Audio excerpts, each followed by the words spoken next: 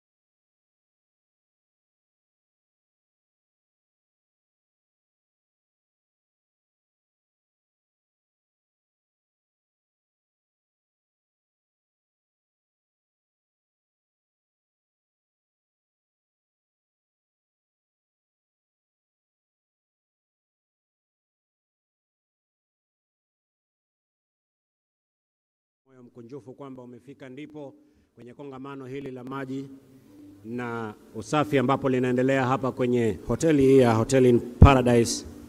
Tungependa tupate onyesho kidogo kulingana na hali ya sekta ya maji jinsi ilivyo kwenye nchi yetu kwa wakati huu. Kwa hivyo ninaomba kwamba upande ule wa mitambo waweze kutupa kidogo kionjo cha sekta yetu hiyo. Let's run the clip for a minute, for the 5 minutes that it does run. Thank you.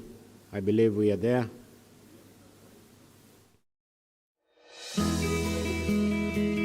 This is a very, very unique Kenya Water and Sanitation Conference and Exhibition of 2025.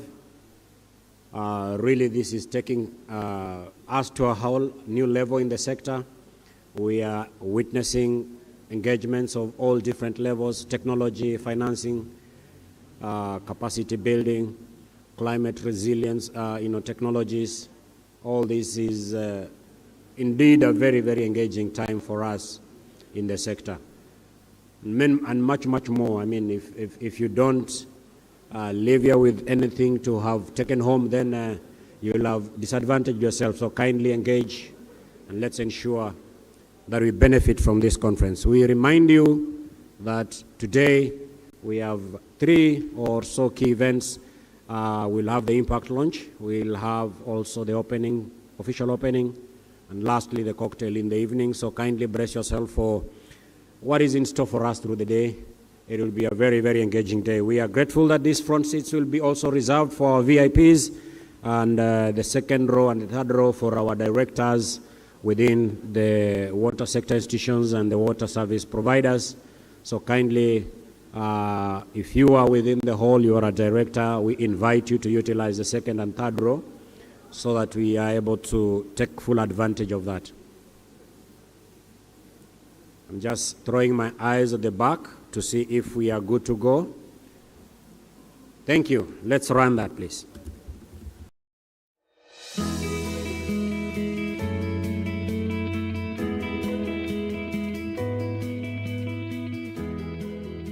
Kenya's water sector is grappling with a range of persistent and complex challenges that hinder access to safe and reliable water and sanitation services. Rapid population growth, urbanization, and the effects of climate change have intensified water scarcity and placed immense pressure on aging and inadequate infrastructure. Then there is the battle against invisible losses. Non-revenue water, which is basically water treated but does not generate revenue for water utilities, is a big challenge for many water utilities in the country.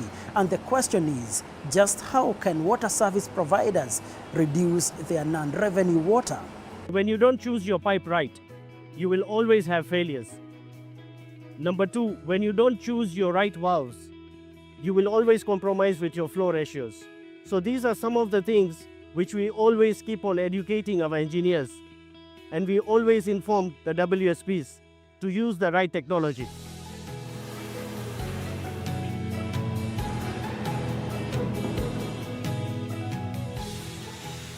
With these valves and products, we ensure that we are able to deliver top-tier and comprehensive engineered solutions that will be able to be efficient, robust, and also climate resilient. The water losses that we are recording currently of about 40%, in our estimation, the bulk of it is what we call commercial losses. And commercial losses is basically stealing, either through illegal connections, not having meters that read properly, and all these issues.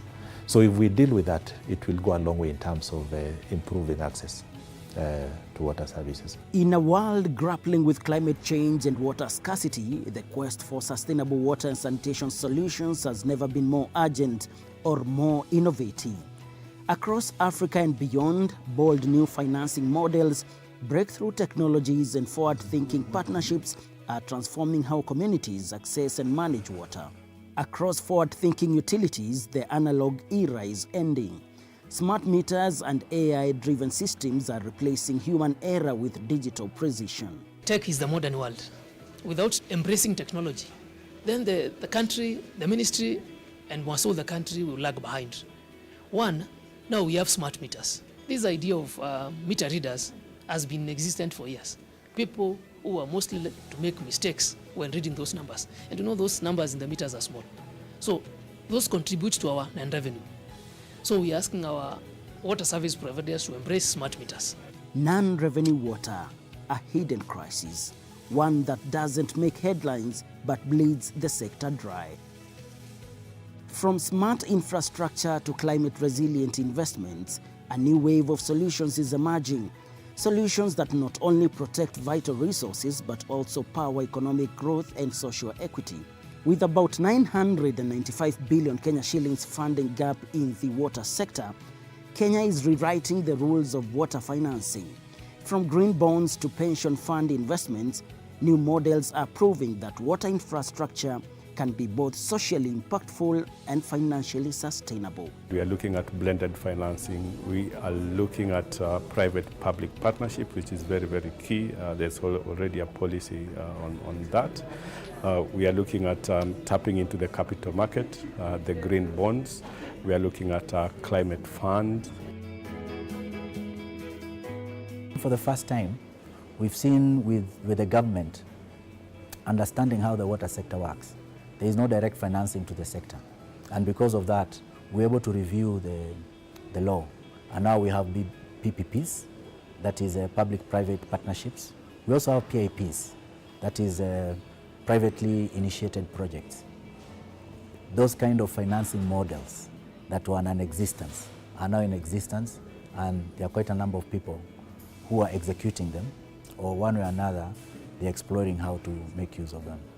We collect from the water sector the pension contributions, and because we are the administrators, we are able to add it onto the pool of funds we have, and working with our fund managers, the fund managers who manage the funds of all these organizations we are administering, we through our institutions, one of our institutions is actually called CPF Capital, is able to create a transactions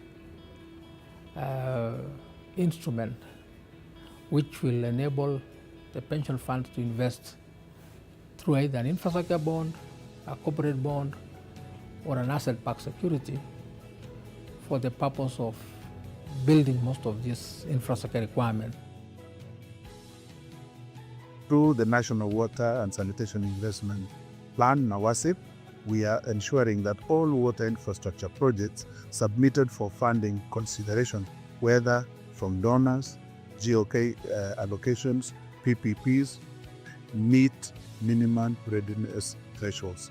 This includes technical feasibility, environmental and social safeguard, and also utility level governance and capacity.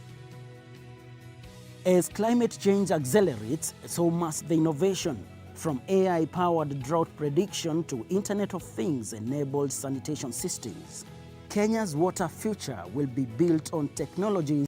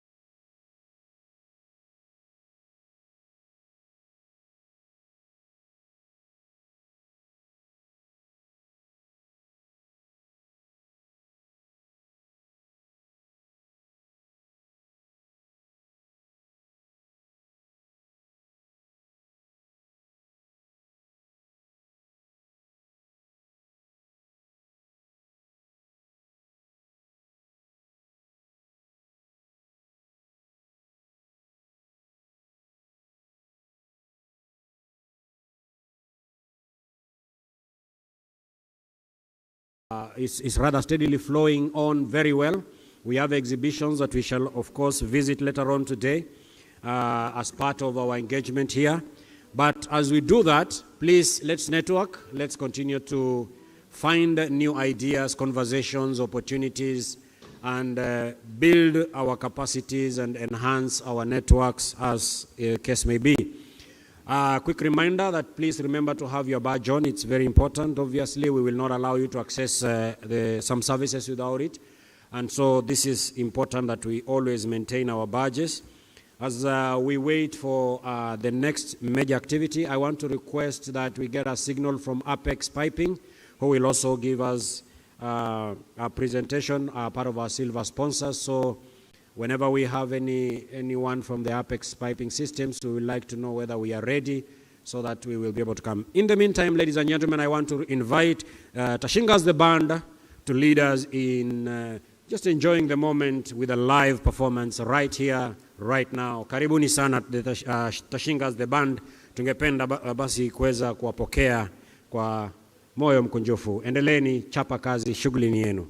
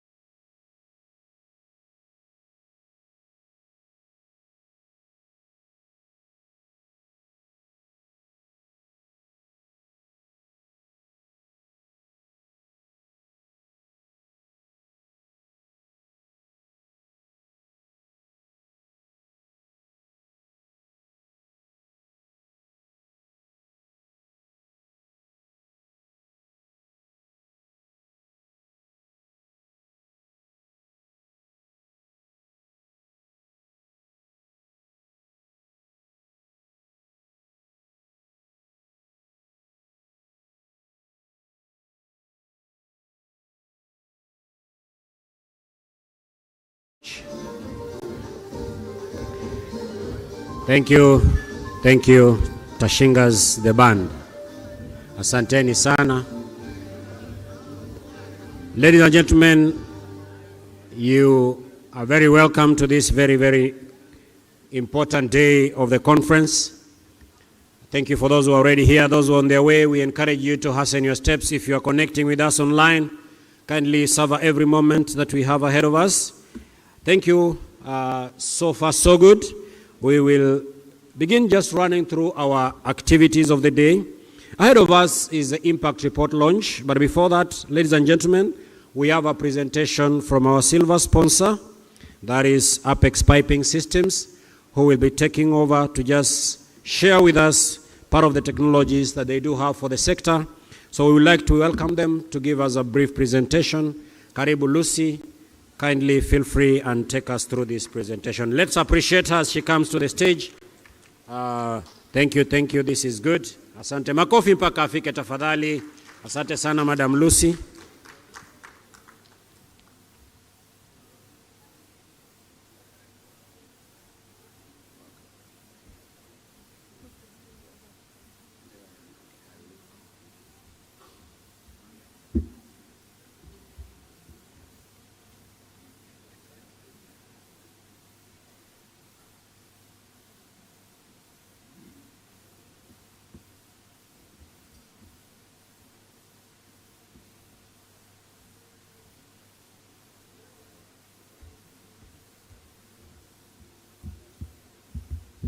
Hi, good morning everyone, distinguished guests, ladies and gentlemen, all protocols observed. Thank you for the opportunity to be here today. It's an honor to represent Apex Piping Systems in this conference and exhibition for the year 2025.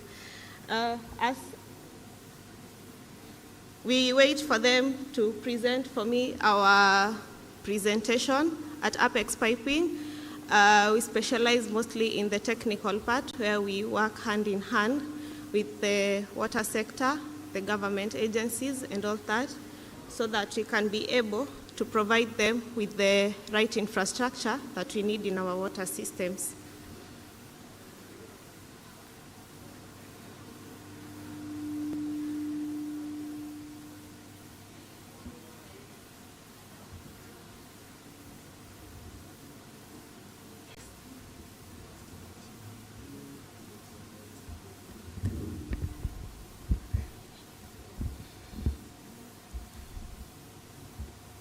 So, Apex Piping Systems, Smart Solutions.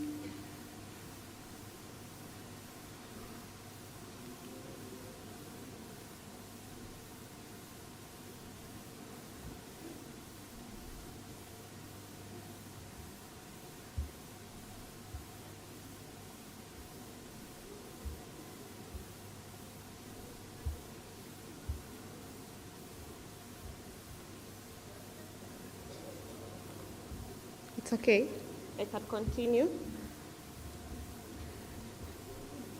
I don't have a screen.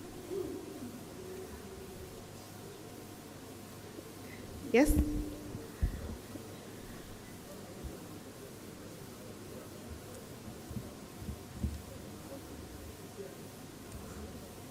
Oh, okay, thank you.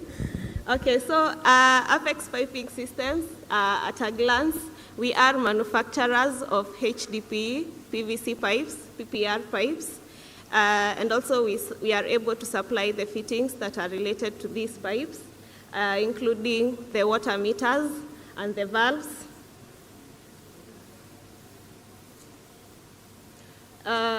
We understand the current challenges in this water sector as of today, or as of currently, where we are dealing with most of the non-revenue water, that we have the leakages and unauthorized consumption, aging infrastructure from the pipeline systems that have been installed for quite a bit of time, and also for the meter inaccuracies. As Apex Piping, we are driving the SDGs forward, and our products are the backbone of the water system in these counties. And in every decision we make in the water sector, it contributes directly to the global progress of the Standard Development Goals. So our targets are, one, in getting to the SDG number 6, clean water and sanitation, in delivering resilient, leak-free piping solutions to ensure that we have universal access to safe water and reliable water. In sustainable cities and communities, the SDG number 11, where we have inclusive and efficient urban water systems. To support the growing population. SDG number 9, supporting modern water infrastructure with the durable products that you are able to offer in terms of piping solutions and also valve solutions. Climate smart infrastructure to ensure that all the infrastructure, as they relay water to where they're supposed, the water goes to the consumer, we are able to provide valves and products that get to withstand extreme weather and sustainability.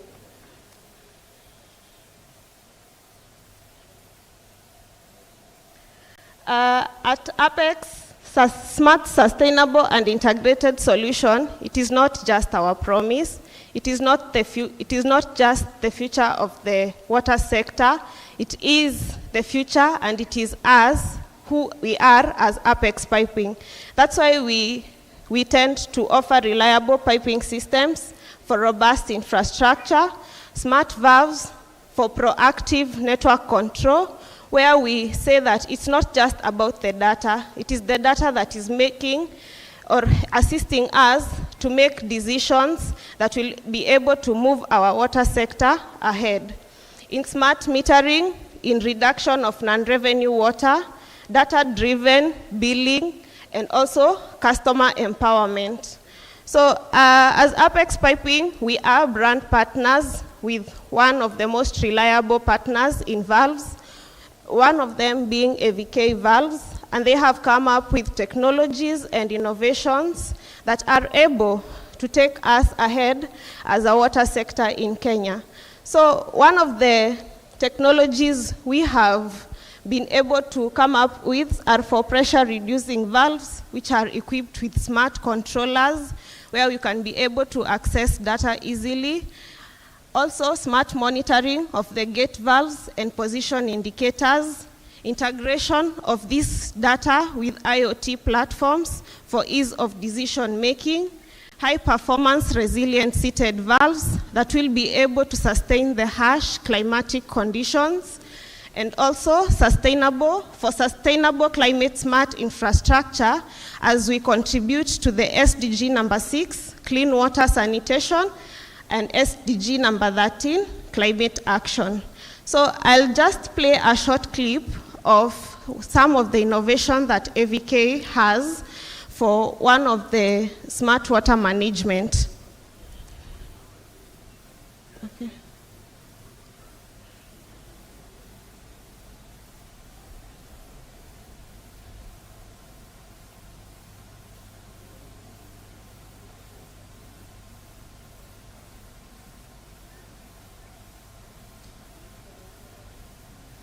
I'm sorry for the little hiccup.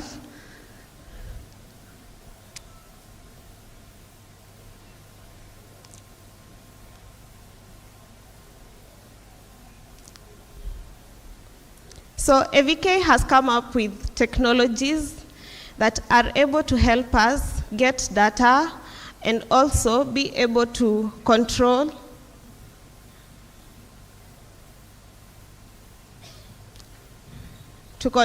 our water systems well.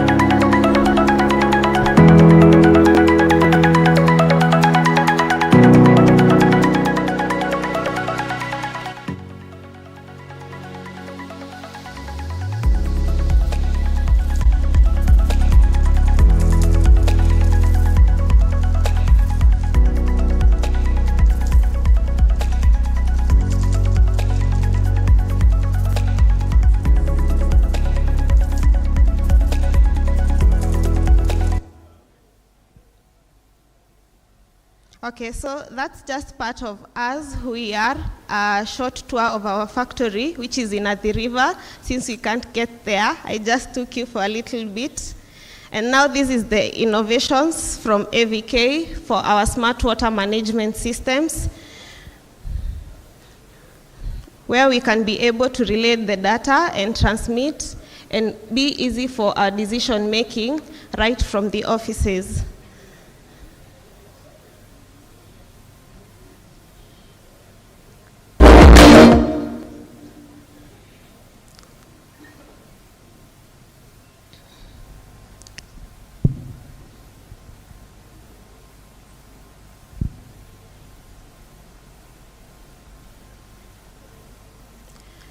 Now from AVK, one of the other brand partners that we have to support our mission in ensuring that the water sector has the reliable infrastructure are Zena water meters, where we are offering smart metering solutions to deliver accurate smart water meters that are tamper-proof and to reduce wastage in our billing systems. These smart water meters have remote reading and leak detection that will ensure you get proactive data and proactive information to ensure that you have sustainable systems. Data-driven utility management, where we have integrated smart metering solutions that enable smart planning and climate resilient service delivery to the water sector. This system for the smart watering, the Zena, can be able to be integrated with GIS and non-revenue water dashboard integration, so therefore you are assured of real-time flow mapping that supports zoning, diagnostics, and also fast repairs, therefore reducing the downtime that happens whenever there are leakages, and therefore customer service is assured. So I'll just take you through a short clip of Zena water meters.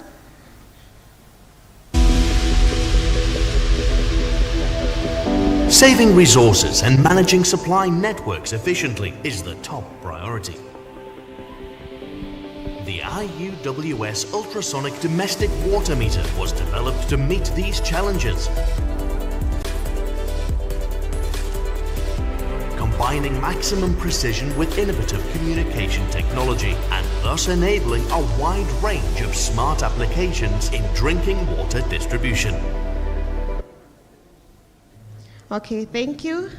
So as Apex Piping, we say it's not just about data, it's about ensuring that this data communicates and that this data makes decision as part of us. As we are looking ahead, the digital transformation, I know our SDGs to the Vision 2030, we have come from far from the manual meter reading to the smart meters and now going to the IoT and the AI monitoring as we move through our pipeline systems. So looking ahead, these trends will reshape our water sector in one way or the other. And it's not just a matter of controlling the flow, it's also the reports, the positioning of our water infrastructure. It is the future, it is sustainability, and also intelligent and resiliency in our infrastructure. So these are just part of the innovations that we have come up with as Apex Piping to support the water sector in delivering services to our communities around. The future forward innovations include adoption of the smart water meters, the expansion of the IoT meters to ensure that the data gets to us in time, and AI-powered leak consumption prediction, reducing the downtime for the customers when you have the closing and all that.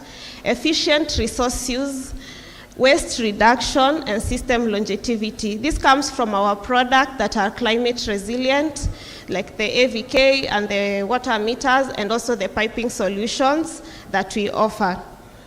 So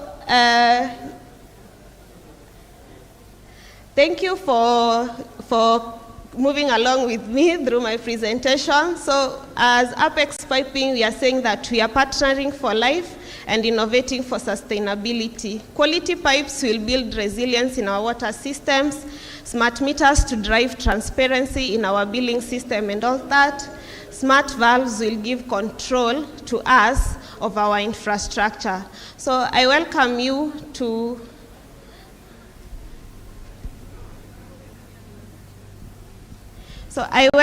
to our stand at the exhibition center to come ask us questions as we liaise with one another to find the best solutions for our water systems. So once more, I will just take you back to the first video. I will just take you through our factory tour. So since we just can't be there right now, and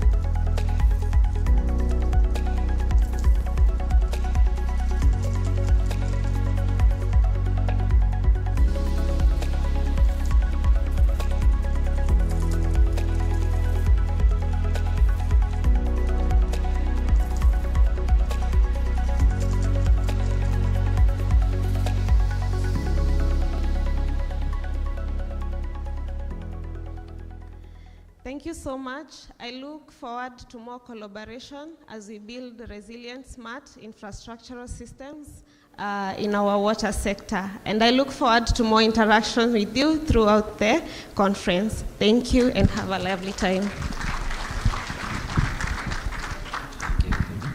Wapi makofi ya Madam Lucy tafadhali. Let's give her a big round of applause. Thank you Apex Piping Systems for your very innovative technologies. Thank you innovative technology between these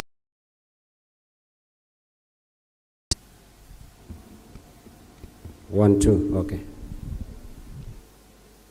Asante sana.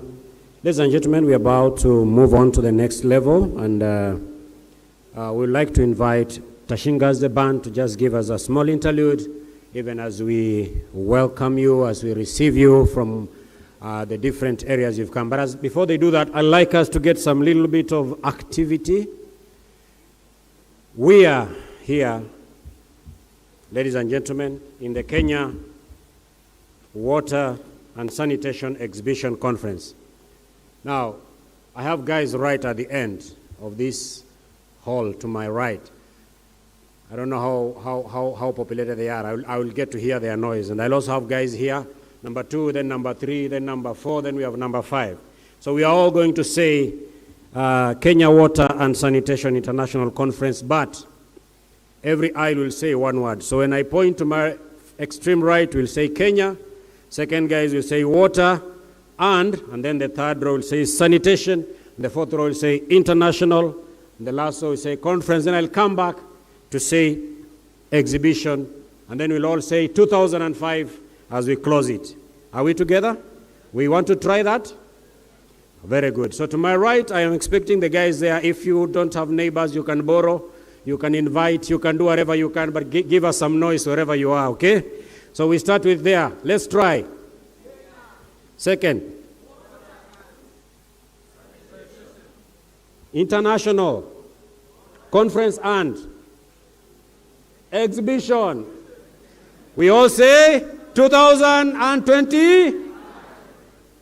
That is good practice. Sindio? Now let's try that again. To my extreme right.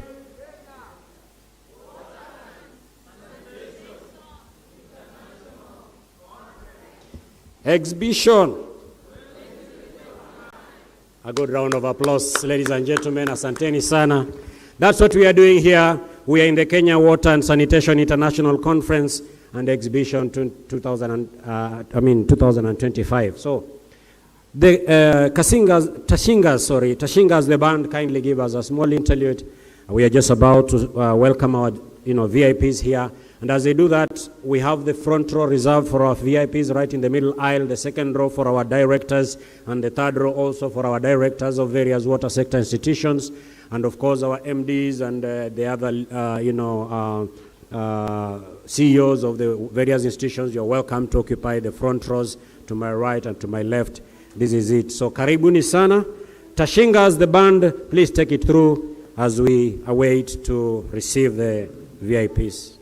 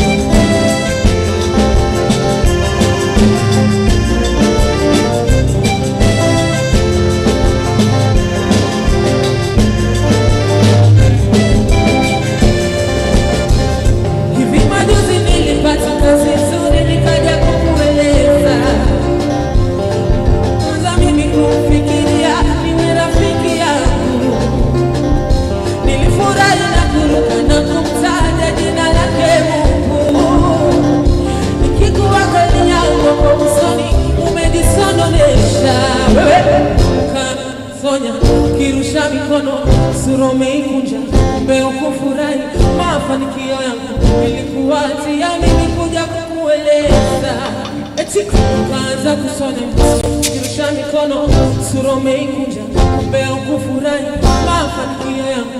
Ilikuwa tia mimi kuja kukueleza, tuwa kwanza mimi kufikiria niwe rafiki yangu. Chuma nipo kuna watu na viatu duniani. Kuna watu wasiopenda maendeleo. Ukiwa nacho chawauma ndani kwa ndani, achana nao uepuke.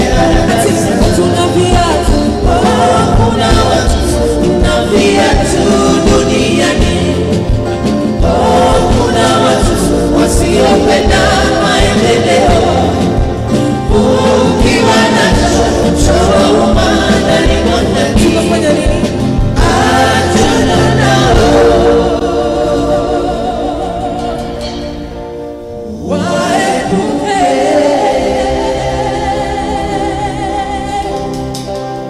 Haraka sana.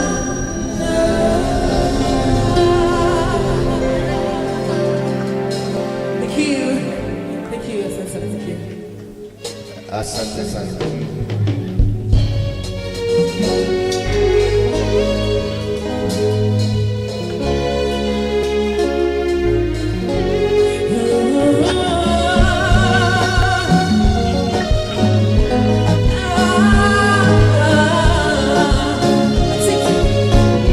Mapenzi imenibadilisha, siku hizi sina ubabe.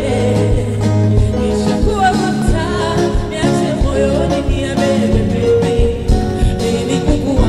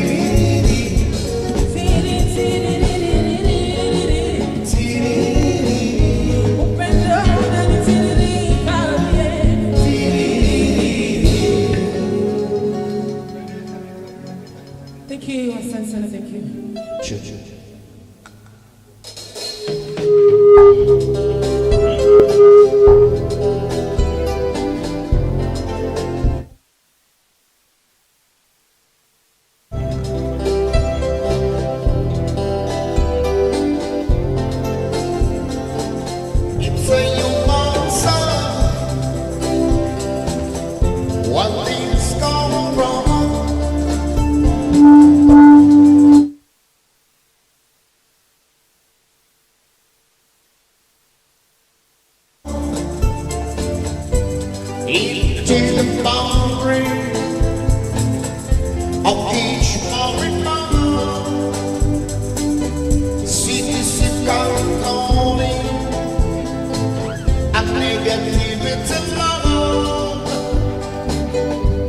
Come hard, I don't buy you.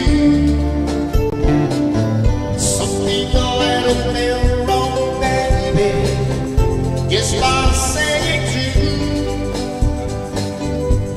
And there's no secret love, just a simple word. It's the one living in the separate world. But it's no secret love in the separate world. In the separate voice,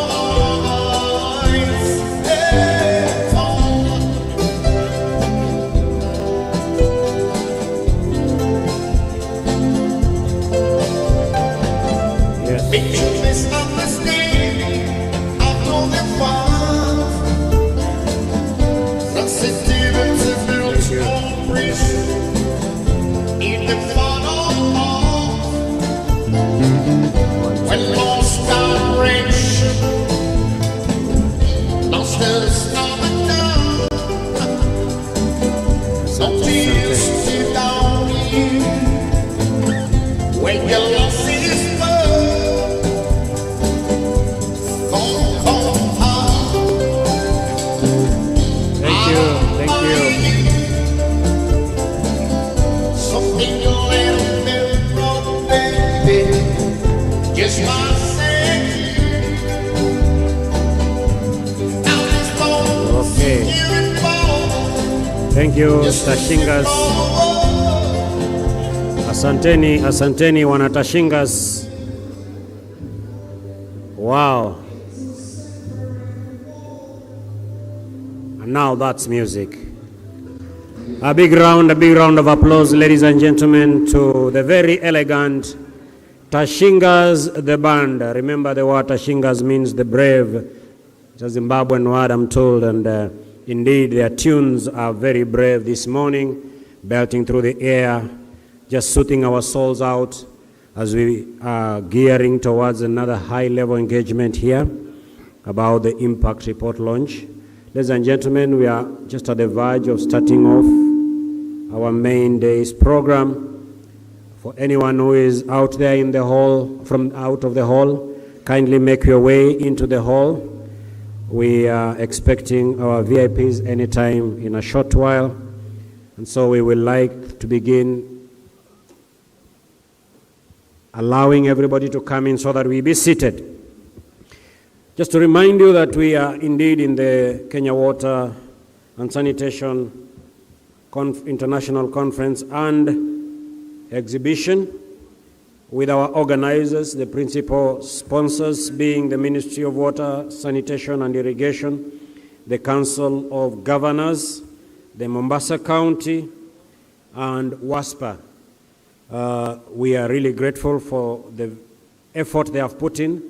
This conference has been organized through various committees, right at the executive level. We have the executive committee, the steering committee, the secretariat, the scientific and technical committee, STC, and the innovation and subcommittee, and that is really the team that is behind this conference. We appreciate the sacrifice of the many different ones that are working to ensure this is a success. We may not see them, but we will feel indeed their efforts in one way or the other. So really thank you so much, the organizing teams and committees to this conference. We indeed have sponsors that have stood out to support this course, right from our principal sponsors, followed by the platinum sponsor, who is Top Pipe Piping Systems, and the gold sponsors, the CPF, WASREB, who are indeed hosting this event this morning, the Water Fund. We are grateful for being the gold sponsors, and we also have the silver sponsors, Aqua for All Cooperative Bank, Apex Piping, Water.org, and Netherlands NL. We are really grateful for the very big support that you have brought forth as our silver sponsors. Thank you also for the bronze sponsors, the Family Bank, celebrating over 40 years now, the Kenya Accreditation Service. Thank you, Athi Waterworks Development Agency, Grundfos, Lab Fund, Abster Sacco, NRF, the National Research Fund, Gatsby Africa, WIWAS, Women in Water Association in Kenya here, in Water and Sanitation here in Kenya, and our youth, the youth water and sanitation professionals here in Kenya. Thank you for your support towards this very, very awesome conference, the bronze sponsors for our conference. Thank you so much. Ladies and gentlemen, just to remind you that our badges have all our information right at the back. You've got the program, there's a code for that, and even the event photos. Feel free to really scan that and be able to get. I believe that we also remember to carry along our meal cards because we will need them at the end, at the lunch hour break, just to be sure that you can grab us something to eat. We are also very grateful for the sector. The water sector has grown since 2002 when the reform started in earnest under the Water Act 2002 to date. We have seen close to 25 years of progressive reforms that have enabled our sector to grow in this country. And this is one of the days when we remember one of the key institutions, the regulator, who has been at the heart of enhancing these reforms that they take shape, through regulatory frameworks. And as we gear forth to the impact report of number 17, we really, really appreciate the massive work that the regulator has done indeed to enhance performance and to continue making sure that the sector grows to where it is today and even further on. We also are grateful that as we are here, there are different dignitaries and different, persons that have graced this occasion. I would like to invite all our directors of the water institutions, the water companies. We can use the first and second row. The front row is reserved for our VIPs. Our MDs can also use even our front, rows on the left, to my right and to my left, and we are allowed to use this. All our other dignitaries, the CECs of various county governments, or the chief officers and directors from all those different county governments, you are invited also to utilize the front rows here to my right and to my left. Ladies and gentlemen, we would like to just again give you an overview of what the day looks like. Remember, today the key morning event is the impact launch, but we'll have a plenary session after lunch, which will be followed by the official opening ceremony, and we are looking forward to a very engaging day. Today we are full plenary, no breakouts, because after the official opening, remember, we will have an evening cocktail where we will indeed mingle out, network, interact, and get to have some little fun in the midst of the busy conference. This is something that will continue to happen even over the week, as we shall continue to have engaging conversations right across the water sector. Remember, the themes that are guiding us in this conference revolve around various aspects. And I'd just like to remind you that in so doing, we want our minds to really engage around issues policy. We are geared towards ensuring that we converse around the matters of policy. We are also looking to have many more engaging discussions on matters innovation and innovative financing and climate for climate resilient water and sanitation. We are also looking at emerging technologies for the climate resilient water resource management, and we've already started yesterday with a host of sessions that were touching on all these thematic areas. We are also interacting around the innovations and technologies and market opportunities for the climate resilient sanitation, a very, very key part of our water sector now. And we are also looking at the climate impacts on water and resources for irrigation and sanitation, both in research and capacity strengthening for sustainable climate smart solutions. So these are part of the thematic areas that we are focusing on. Our program is loaded. It is having all dimensions of all these themes going on. Tomorrow and Friday, more conversations, more discussion panels, presentation speakers across all these thematic areas will continue to share their thoughts, insights, researches, challenging us to thought-provoking places of action. And I believe that the sector will never be the same again. We thank you so much for finding time to be in Mombasa. In a short while, I'll be inviting our main host of this event, WASREB, to just allow us to start off with this very important program that we have. They have put up for us a program. I believe as you're coming in, you're able to scan out the program of this session. Again, going digital, I believe we will still go paperless from this. And so kindly, ladies and gentlemen, familiarize yourself with that program.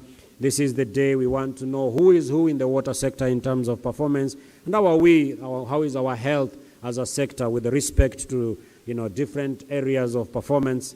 And we would like, therefore, to receive this report today with all enthusiasm necessary to just allow us to keep sharpening up onto our service delivery into the nation. As we know, this sector is commanding quite a huge, reasonable amount of money in terms of billions in the sector, both in terms of infrastructure, service delivery, and all full cycle of research and all other aspects. I mean, this is big, it's growing, and we are grateful that this day we find ourselves in a conference where this continues to be a conversation going forward. Ladies and gentlemen, it is my humble duty to recognize our very able Michelle Ngele, who will be our host for this event. Makofi ya dada yetu Michelle Ngele anapokuja kushika dau na kuendelea na shughuli hii, aendeleze shughuli nzima ya the impact report launch. I don't think that's good enough for her. Tafadhali delegates, makofi. Thank you. Karibu my sister. Thank you so much. Asanteni sana. Very good morning to you, ladies and gentlemen. Habari za asubuhi jamani. Good morning. Have we had some tea, some breakfast? Do I give you time to have more? Good morning, ladies and gentlemen. Welcome to the beautiful coastal city of Mombasa. My name is Michelle Ngele Odhiambo. I am a journalist and a news anchor from the Nation Media Group.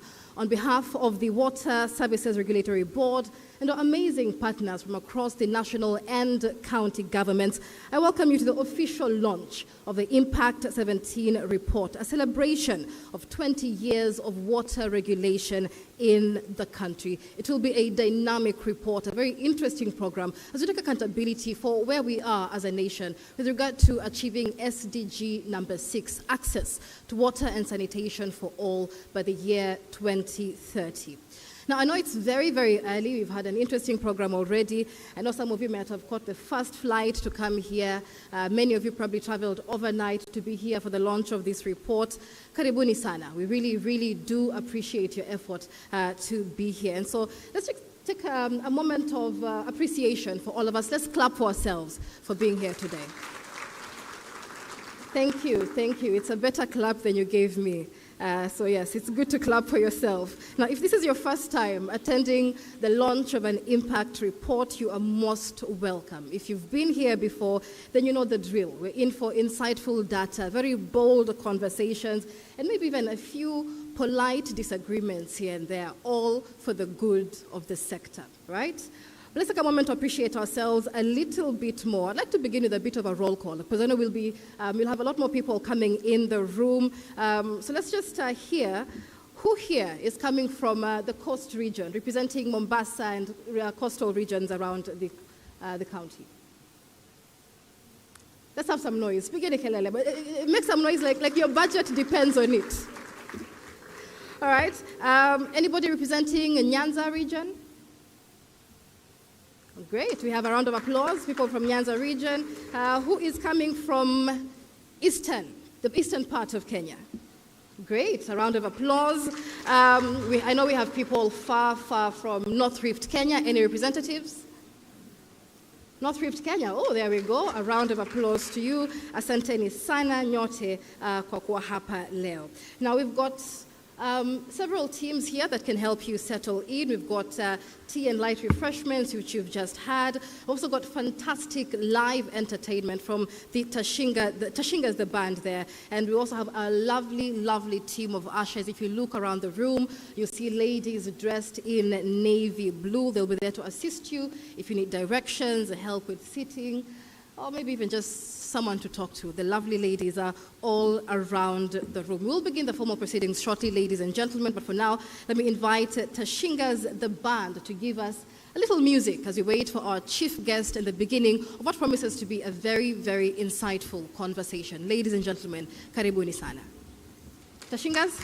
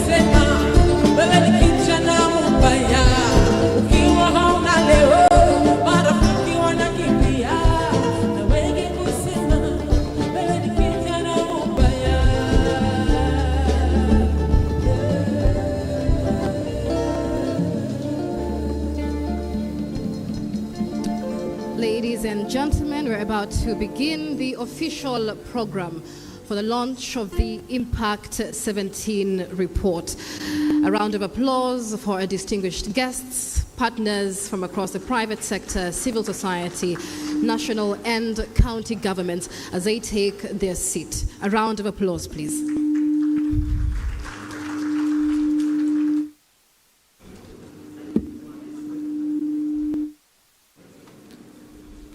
Now, this impact report comes in the backdrop of the Water and Sanitation Conference. Key there is to track SDG number 6, achieving access to water and sanitation for all by the year 2030. The launch of this report is a celebration of a journey by the Water Services Regulatory Board, a journey that spans over 20 years to help us track how far we've come to giving Kenyans this very, very basic right. And so, ladies and gentlemen, I believe we are about to begin our official program.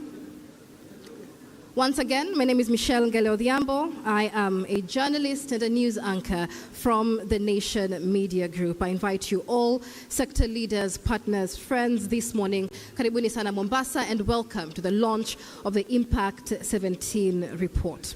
Now, on behalf of the Water Services Regulatory Board and our partners, I warmly welcome you all to this launch, which celebrates 20 years. Before we proceed, allow me, ladies and gentlemen, to also just recognize warmly and acknowledge the presence of distinguished guests joining us this morning. So let's do a roll call once again. How many of us here are from the Nyanza region? Let's have a round of applause for ourselves. All right, how many of us here are from the North Rift region? I saw that. Another round of applause. Asanteni sana. All right. Let's begin with something light as we wait for the official start of the program, right? Many of us have had many myths about water. I don't know, maybe turn to your neighbor and tell them, what's the one myth you've heard about water? And I'll go first. Many people say borehole water doesn't spoil. Yeah, maji ya borehole hayaribiki. I don't know if bacteria agrees, but let's just share some of those myths we've heard about water, some of those that we will seek to demystify as the program goes ahead. All right, now allow me to recognize, ladies and gentlemen, now presence of leaders whose presence and partnership continue to shape the future of Kenya's water and sanitation sector. Our chief guest this morning is the Cabinet Secretary for Water, Sanitation and Irrigation, Engineer Eric Muga, who is here, and we're honored for his leadership and presence in the water and sanitation sector. We also acknowledge the presence of the Principal Secretary, Ministry of Water, Sanitation and Irrigation, Mr. Julius Korir. Thank you, sir, for your commitment to service delivery in the sector. We also have with us the Water Secretary, Engineer Sao Alima, a man representing technical leadership and strategic alignment at the national level in achieving our goals in the water sector. We also have here with us the chairperson of the board of the Water Services Regulatory Board, Mr. Job Chirchir, who has been instrumental in steering regulatory oversight and strengthening governance in this sector as well. The acting chief executive officer of the Water Services Regulatory Board, Mr. Richard Cheriot, is also here. His stewardship has led to the successful preparation and the launch of this Impact 17 report that brings us all here this morning. We also have the chief executive officer of the Council of Governors, Ms. Mary Mwiti, who will be representing the critical county level leadership and partners in devolution, an important part of achieving SDG number 6. We also have the chairperson of the Water Caucus at the Council of Governors and the Governor of Laikipia County, His Excellency Joshua Irungu, who will be joining us, a man who has been championing county performance and sector coordination. We welcome you all alongside our development partners, the water service providers in the house, Waterworks Development Agency is also here, civil society representatives, as well as the technical teams, the exhibitors who are here, and of course the broader water and sanitation community from across the country. Thank you all for being here this morning. Now, once again, we invite you, for those who've never been, to the launch of an impact report. This is the 17th edition of the impact report by the Water Services and Regulatory Board. I'd like to begin the official program this morning. And before we begin, I'd like, as we do, to stand up and sing the Kenyan and East African national anthems.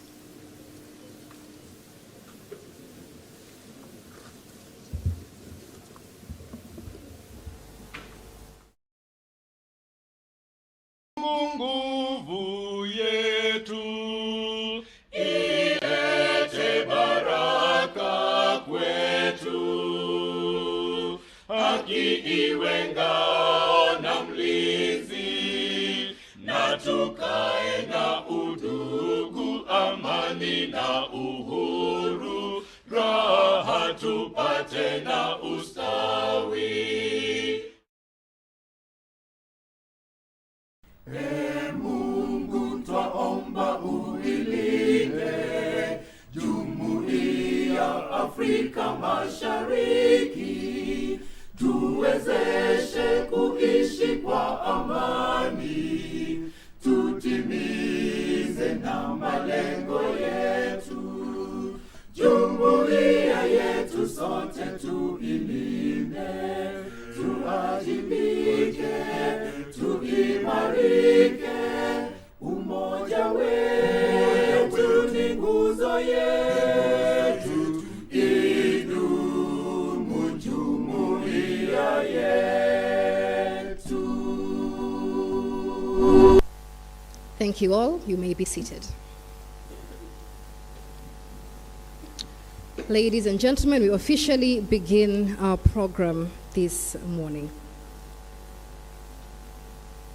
And before we begin, let me also acknowledge the presence of PS, State Department for Irrigation, Ephantus Kimodo. A round of applause for his presence here today. Thank you all. Now, as a journalist, I often say that numbers tell stories, but in the water sector, numbers also save lives. As a mother myself, I dream of a country where my children and all children in Kenya grow up knowing that access to clean water and sanitation is a right and not a privilege. Yet today, this right remains unsecured for too many Kenyans across the country. According to the latest United Nations data with regard to the development goal number 6 agenda, 73% of Kenyans have access to safely managed drinking water services at home.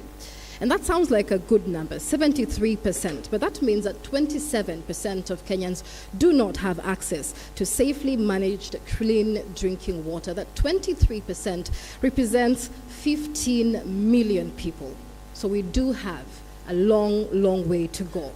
More data shows that about 31% of Kenyans have safely managed sanitation, only 31%. And only 38% have access to hand washing stations with soap and water. These are all statistics that may sound distant to you, that only about 11% of domestic wastewater is properly disposed of in the country. But they're not just distant statistics. When you go to the ground, you'll see real families bearing waterborne diseases. You'll see girls missing school during menstruation. You'll see communities dealing with environmental degradation. All right? We see many women lock long, unsafe hours just to get access to clean water and sanitation. And that is why we are here today to launch a report that has tracked our progress. And that is why Sustainable Development Goal number 6, access to water and sanitation for all, is so foundational. It's more than just a target. It's a commitment to equity, to dignity, and to human rights for millions and millions of Kenyans across the country. And so on behalf of the Water Services Regulatory Board and our partners, I warmly welcome you once again to the launch of this report. Now, as we begin, we'd like to hear from the voices we should be listening to a bit more often, right? The younger children who are the future. We say they're the future of tomorrow, right? Let's welcome the team from, just a moment, the team from Mimi na Maji. This is a youth water parliament that has been vocal about achieving access to water and sanitation for all. We have a young change maker, Dorcas Museo, was a presentation for us on why we should be prioritizing access to water and sanitation. So ladies and gentlemen, as well as the Tashingas, the band, please help me welcome Dorcas Museo to the stage.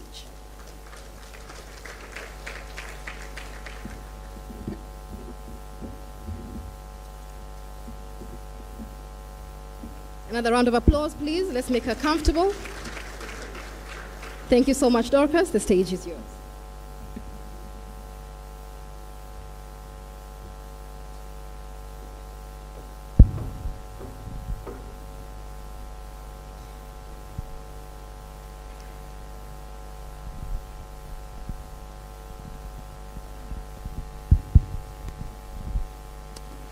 Takriban bilioni 1 ya watu huamka asubuhi kila siku bila maji na kuanza kuhangaika jinsi ya kuyapata. Karibia bilioni 1 ya watu hutembea kilomita kadhaa ili wazinyweshe familia zao. Mimi ni maji. Uhai na kifo ninavyo, lakini sana sana mtauona uhai. Tamu na chumvi, safi na tope. Mimi ni maji. Mimi ndimi suluhisho. Wengine hunipata tone tu, wengine hunipata kwa wingi. Na kama hamtanichafua, kama mtanitumia ipasavyo na kunitunza, basi sita kuwaonyesha tafakuri ya ajabu. Mimi ni maji. Nasaidia kurekebisha joto la mwili, kulainisha viungo na kusaidia ngozi yenye afya. Je, mwajua kuwa kila binadamu ana haki ya kupata maji ya kutosha, salama, yanayokubalika, yanayopatikana kimwili na ya bei nafuu kwa matumizi ya kibinafsi na nyumbani? Mimi ni maji. Nahofia kuwa mabadiliko ya hali ya hewa yanaweza kunikatiza sehemu zingine, ila matumizi mazuri yangu, yani kunitumia ipasavyo, basi hata vizazi vijavyo nitawatosheleza. Mimi ni maji. Mwapika nami, mwaoga nami, wengine unifahamu katika uzoefu wao wa uogeleaji. Je, mwajua kuwa 60% ya miili yenu ni mimi? Maji safi ni tiba, na tupo hapa kutoa tiba hiyo. Mimi ni maji. Shukran.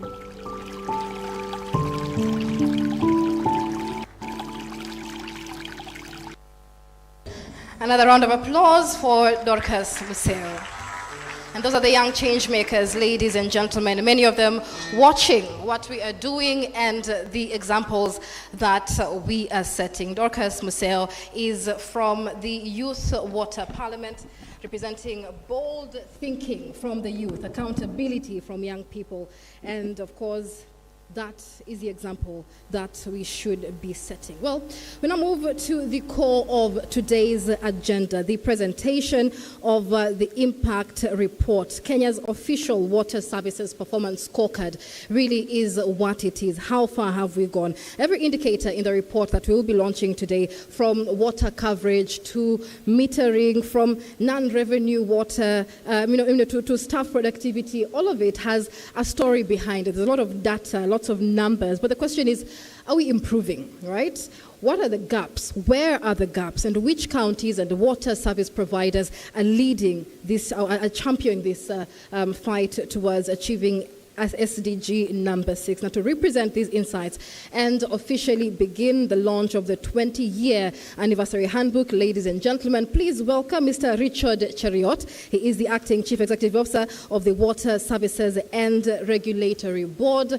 Tashinga the band, a round of applause, please. Mr. Cheriot, karibu.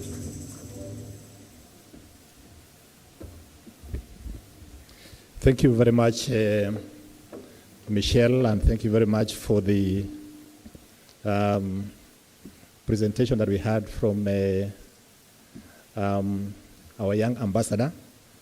The Cabinet Secretary, Ministry of Water, Sanitation and Irrigation, who is our chief guest this morning, Engineer Eric Muga.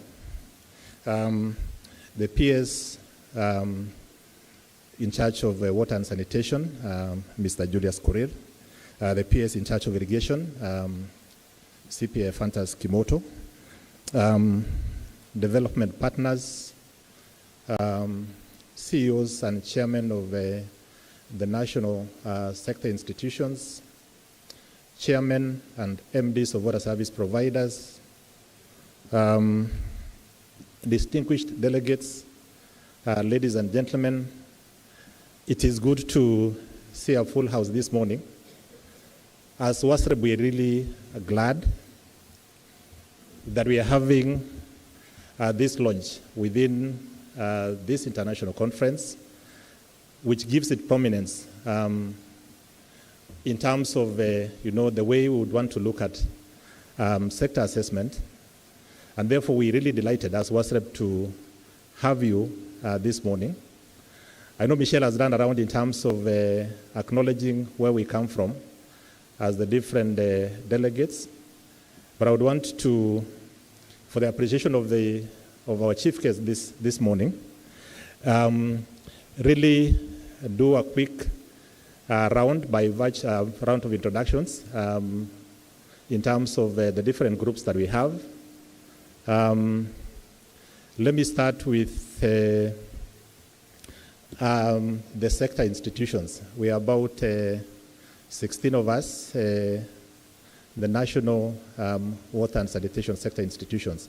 I saw the CEOs, we have chairmen. I kindly request that you be upstanding to be acknowledged. CEOs, water sector institutions, please.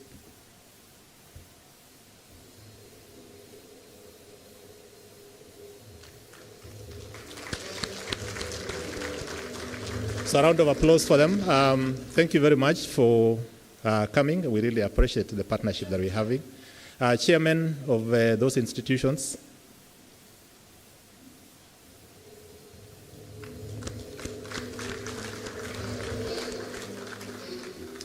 We have development partners present.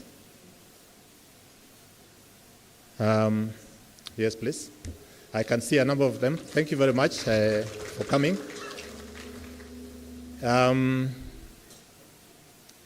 We have the civil society organizations. I saw at least KEWASNet, and I know there are a number of them that are here.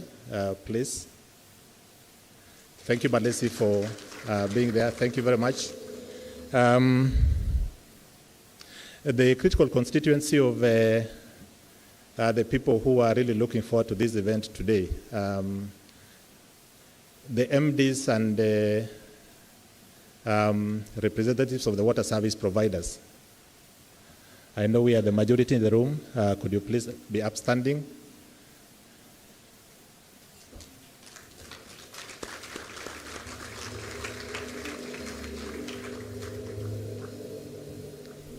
I guess those who are MDs, I don't know if we also have chairmen of the same institutions, chairmen of from the different water service providers.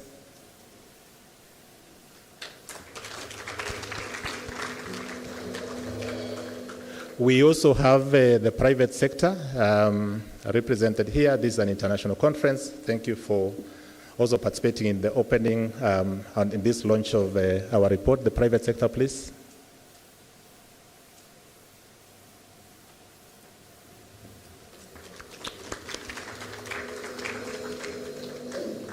Last but not least, the members of the Fourth Estate. I'm sure we are represented here. We also have a partnership with the Nation Media Group in terms of coverage of this event.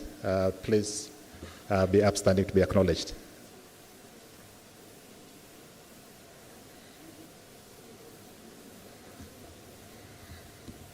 So, Chief Guest, this is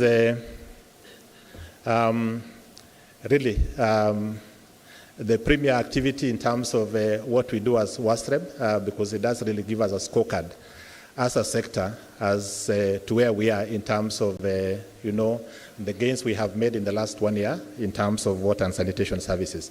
I know the skitter was presented earlier. She talked about water that is of good quality, water that is affordable. It is assessment that we are doing and presenting this morning that gives us an indication of where we are in respect of those metrics.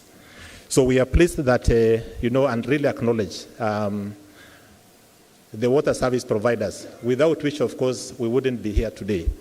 As WASREB, we just collate and, you know, present sector statistics to the sector. But really, the bulk of that information collection in terms of the operational data that is that pertains to water service provision is really with the water service providers. And this event wouldn't have been possible without your compliance to the process of reporting and being open to transparency and accountability in terms of water and sanitation services. So we are here today to really take stock of our development in the last 1 year and really see and set the stage for the next 1 year in terms of where we would want to go. As we do this, of course, we are alive to the fact that we are only 5 years from the national targets and 5 years also from the international commitments of the Sustainable Development Goals. We have deliberately, you know, given the theme of regulatory compliance for equitable access to water and sanitation services as the theme for the report that we are launching today. Deliberate in the sense that we really want to ensure that we play within the standards that we have set for the sector and also ensure that we really make non-compliance unviable. We have set for ourselves sector targets, we have set for ourselves standards within which we have to play with, and it is only fair that we play within those standards. So as we launch this report today, we are calling on all stakeholders to really partner with us. We want to believe that, you know, you look at regulation as a partnership and not as a burden to you. As WASREB, we are committed to making compliance a fairly participatory process, a fairly, you know, consultative process in which we agree as to which, you know, targets we meet and as, you know, against, of course, the international obligations and the things that we have set for ourselves. So we will present highlights of the performance of the sector for 2024, but of course also cap it all in terms of awarding the winners in the different categories that we have jointly agreed as a sector as to where we would want to focus and push performance to. So I'll move straight to give the highlights. I'm doing that because also as I was introduced, I'm the acting CEO, but I'm also substantively the director in charge of monitoring and enforcement at WASREB. So allow me to now move to present the highlights of the performance for 2024.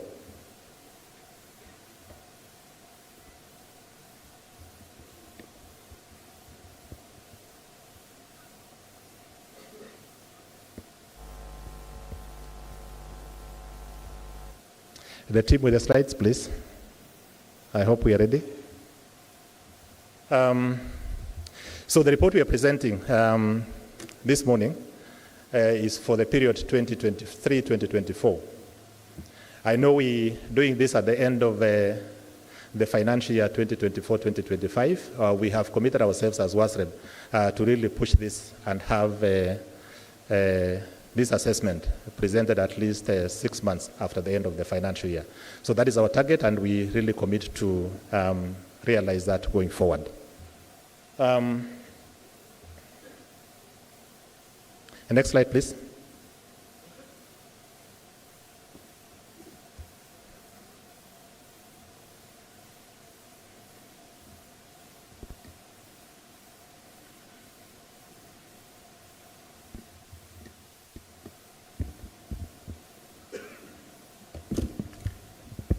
So in terms of the outline, this is what I'll present.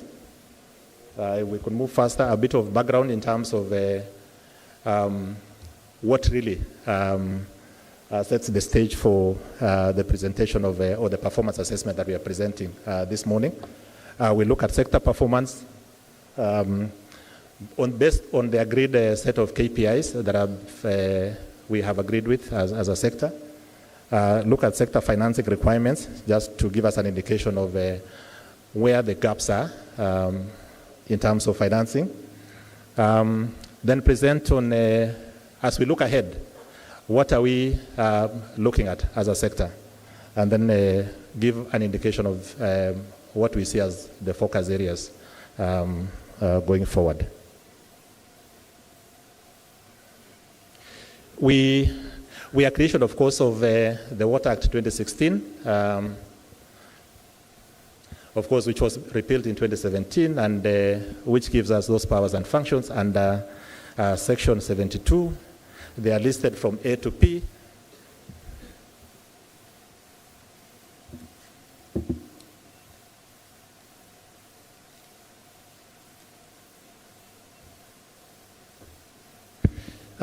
Listed from A to P, but I want to highlight Section 72M that gives us the mandate to report annually on issues of water supply and sewerage services and the performance of the relevant sectors, and publish that report. That is the report we are releasing. We're releasing today.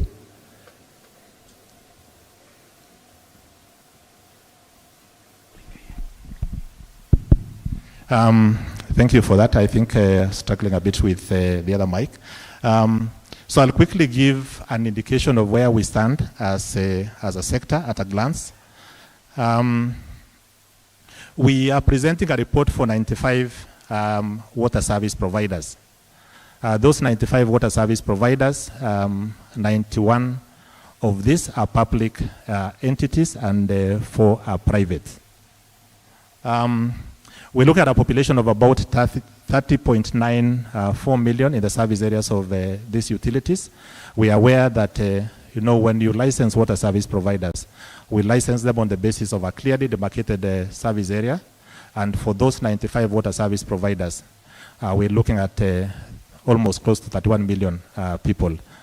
Translated to national coverage, this is about 59% of the national population. But just to give an indication, this was moved by about 2.64 million people if you look at the last assessment that we did. The population served by these water service providers is about 21.5 million, an increase of 3.27 compared to the previous year. That is in terms of water services.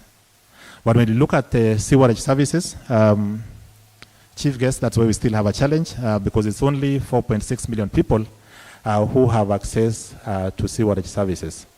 We will be presenting in a while what our thinking as WASREB is in terms of dealing with sanitation. It is no longer tenable to just look at sewerage sanitation services as a means of access to sewerage services. We have to really appreciate the other forms of sanitation, and we will be presenting to you what our proposal is in terms of assessment of sanitation going forward look like. It's an addition of 319 million people when you compare to the last assessment. We have 1.44 million water connections providing service, and about 408 thousand connection for sewerage.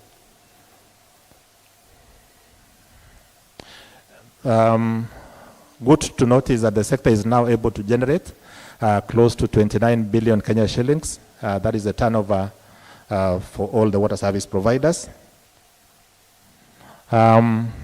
Water losses is still a big challenge for us. When we quantify that in terms of in financial terms, Chief Guest, it translates to about 11.9 billion Kenya shillings.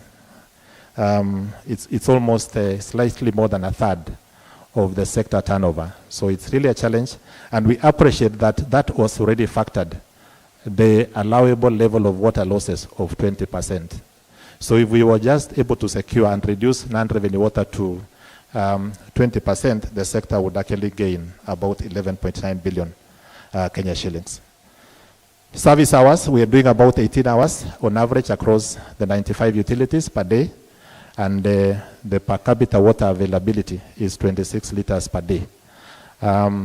The young ambassador that was here a few minutes ago told us that the water must be adequate.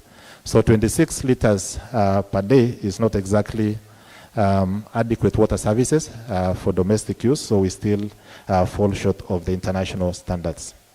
Water quality, we are at 89%.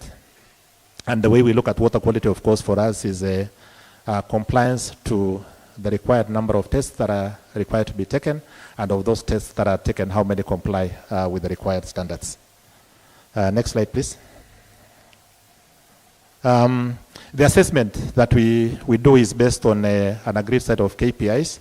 Those KPIs have been drawn from international obligations, the SDGs, but again, factoring in the constitutional obligation of the right to water services. So we have, clustered our indicators. There are 9 of them to 3 key clusters. Quality of service, and quality of service, we're looking at access, the quality of the water that is supplied, and reliability of that supply. The other cluster of indicators is economic efficiency. And economic efficiency, we're looking at how much are we spending on personnel compared to the total costs. How much are we spending on, how much are we collecting? Are we collecting what is due to us, if you look at collections against billing?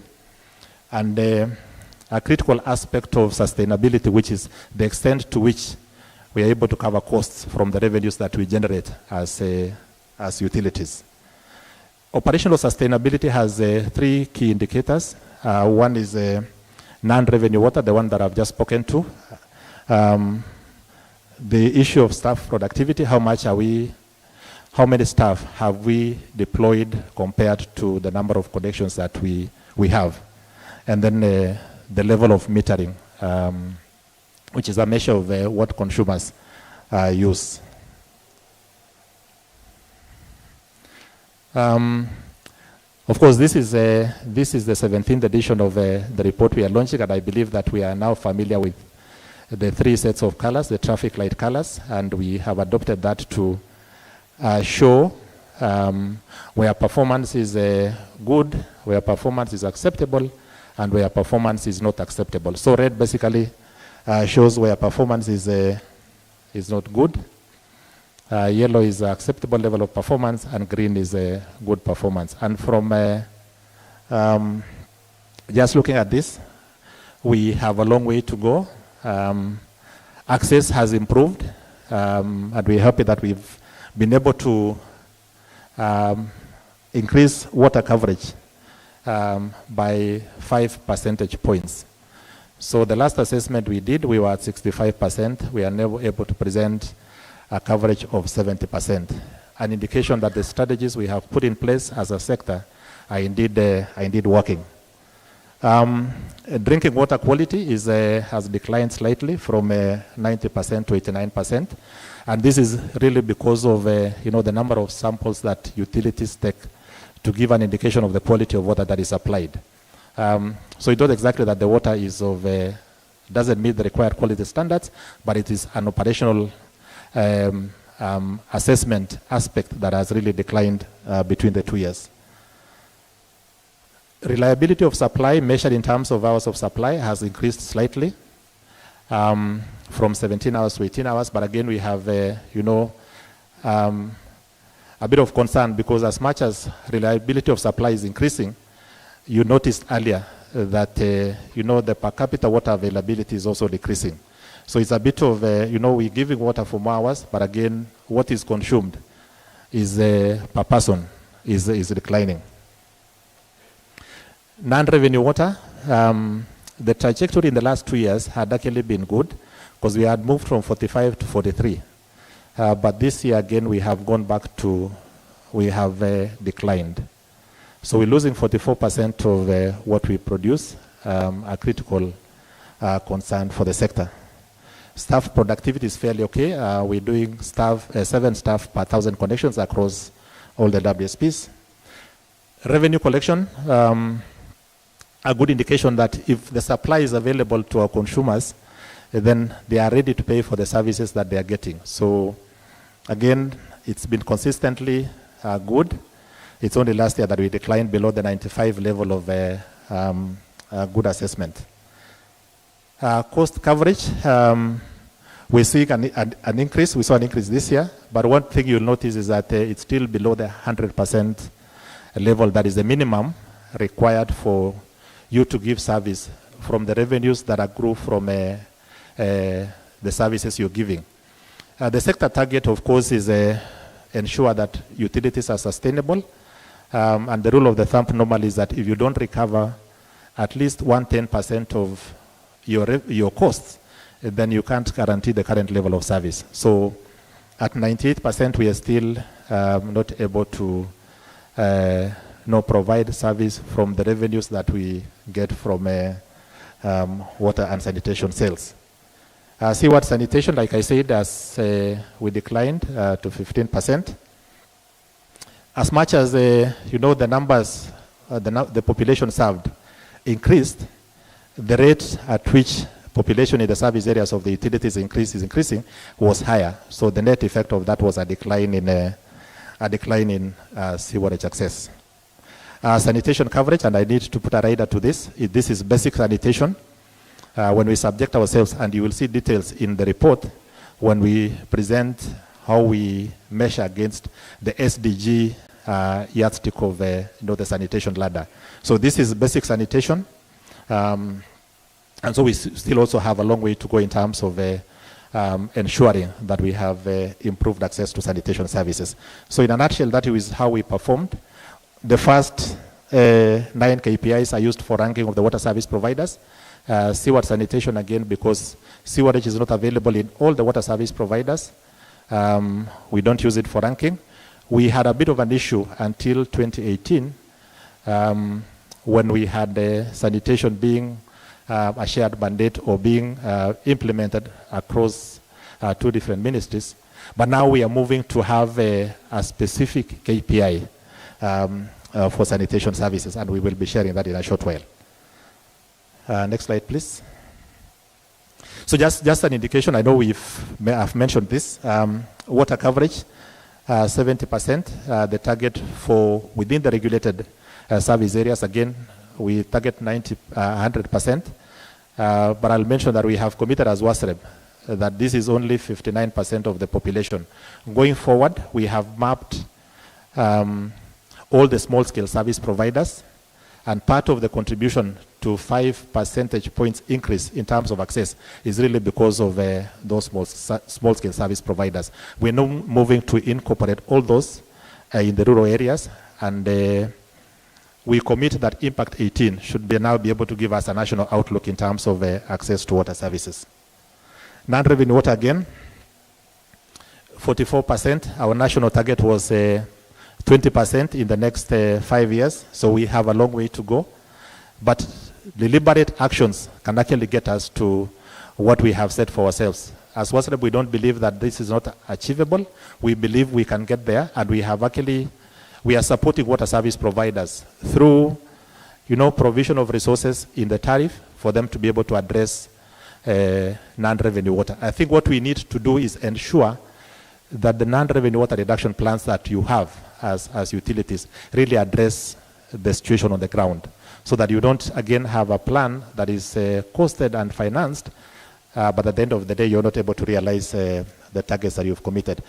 Seaward sanitation, 15%. The sector target is, again, 40% in the next 5 years. So we need to accelerate our actions towards our sector targets. Of course, the balance of the 60% will be closed by non-seaward sanitation access. Total sanitation, we are at 92%, and we need to get that to 100%.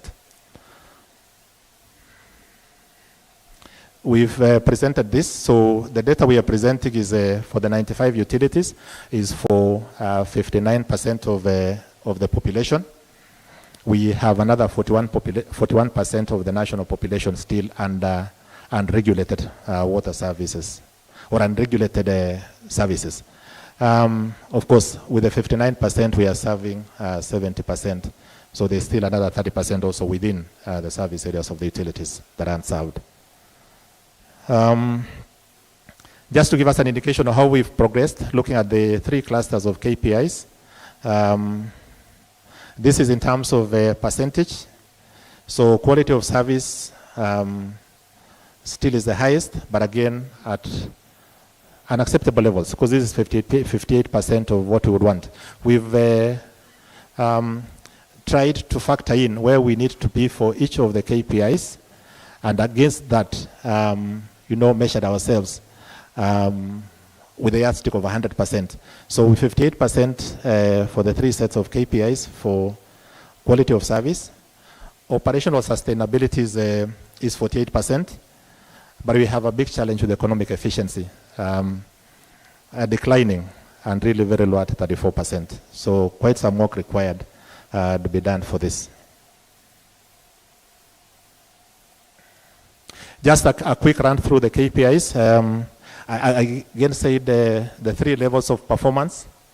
So metering can be considered the best performing at 68% level of good performance, and only 24% being not acceptable. This is looking at the 95 utilities and how many are within the different performance ranges. The biggest challenge, of course, is within O&M cost coverage, where only 1% of the utilities are within the good level of performance. So it is really a call to all of us to support, to ensure that we are able to recover costs, from the revenues that we get from water sales. So that is where we've performed in the 9 KPIs. A quick run through the KPIs. I think I'll quickly run through this. Water coverage, we've presented this. 70% is 21.5 million, an increase of 17.9.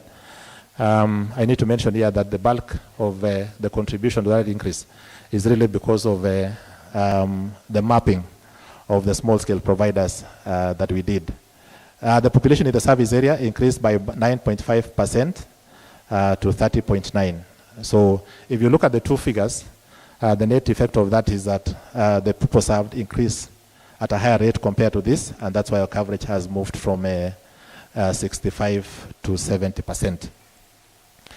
On the right, we present the performance across the different size categories. We have clustered our water service providers into 4 size categories. The very small with less than 5,000 connections, medium up to 10,000 connections, large up to 35,000 connections, and anyone above 35,000 connections would actually be considered very large. So that is the performance across, and you can see that the main contributor to this improved access is really from the very large water service providers. So I mentioned about the mapping of the small-scale providers. We've mapped close to 9,000 systems, but in this year, we were able to validate data for about 3,257 of those systems. Those are the ones we've incorporated in the performance assessment that we are presenting. Next slide, please.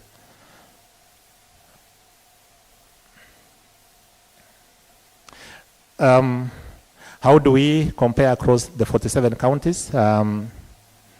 So this is how we stand, from the lowest of about 1% in West Pokot to the highest in Nairobi of about 81%. So that is the spread of water access. And again, I need to mention that this is only for the numbers we have, the numbers we've assessed. So the contribution, this status will change as and when we bring on board the other category of operators that are currently not under regulation. Water quality again, we are at 89%. Those number of tests, I think I'll not get to the number so much, and where we stand in terms of compliance. So this is how we performed, and generally acceptable level of performance across the 4 the 4 size categories. An acceptable level of performance is at 90%.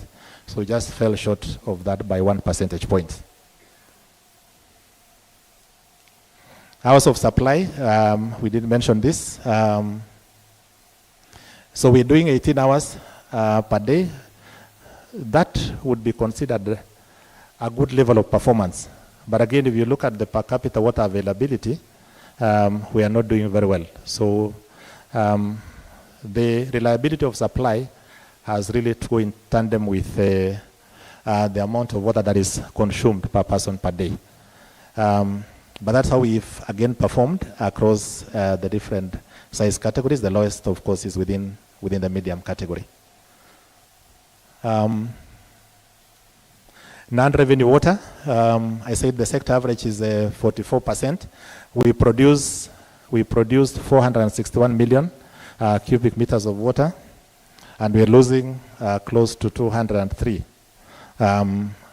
million cubic meters of water as non-revenue water. So that is where we are in terms of the sector, the different size categories.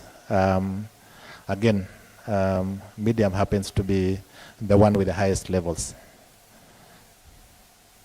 We go down to disaggregate this in terms of how much we are losing for the different size categories in monetary terms. I did give a figure of 11.9 billion. The contribution from the very large utilities is about 9.2. Again, because the very large utilities, as much as their numbers are low, they control a good proportion of the sector statistics. Large, we are at 2.2 million in terms of water losses, monetary terms, medium 0.3, and the very small ones at 0.2. But you can see here the percentages across the 4 size categories again. The very large category has a very large influence in terms of the national average. So 44% is actually what we have as the national average, and that is the figure that we have for the very large utilities. Personnel expenditures.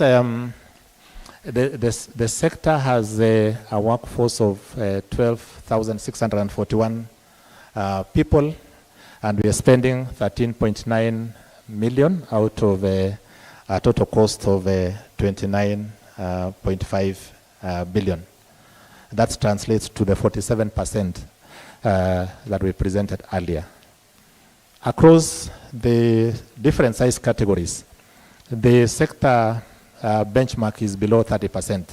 So we really way above what we would expect as a sector in terms of what we are spending on personnel against the other costs. The implication of course of which is that we are, there's a likelihood that we are denying resources for the other critical areas of operations. And could this also be a contributor to the high level of water losses, that we are not able to deploy adequate resources to deal with water losses? It's something that we need to have a candid conversation on. Revenue collection. As a sector, we, having assessed this for quite a while, we can confidently say that consumers are ready to pay for their services, because we no longer have a challenge in terms of people pay for services. Now the challenge is on us to ensure that we provide the services to them. Except for last year when we slightly declined to 93%. For a very long time, we had actually said this KPI was a candidate for retirement, because we felt as WASREB we no longer have a challenge with collecting revenues for the services we provide. So we're doing well in terms of collections, and this is a conversation we can have as to whether we still need to continue reflecting on this, or we can now look at something else if this is no longer a challenge for a majority of the utilities. Next slide. O&M cost coverage, we had mentioned this. We are below 100%, the really bare minimum that we had as a sector goal. So the revenues we generate are about 28.8 billion against a total cost of 29.5 billion. So that is still presents a gap in terms of the required level of revenues. The tariffs we set for the utilities, really that we have incremental improvement of cost recovery. The sector target we have given ourselves to be considered as fully cost recovering is 150% of the O&M costs. So at 98%, we still have a long way to go. And shortly, we'll likely be presenting how the status looks like in terms of what is the cost of service against what we charge as tariffs to the water service providers. Again, the biggest challenge is for the very small and medium utilities. For the very large utilities, they are fairly okay, but again still below the required levels of cost recovery.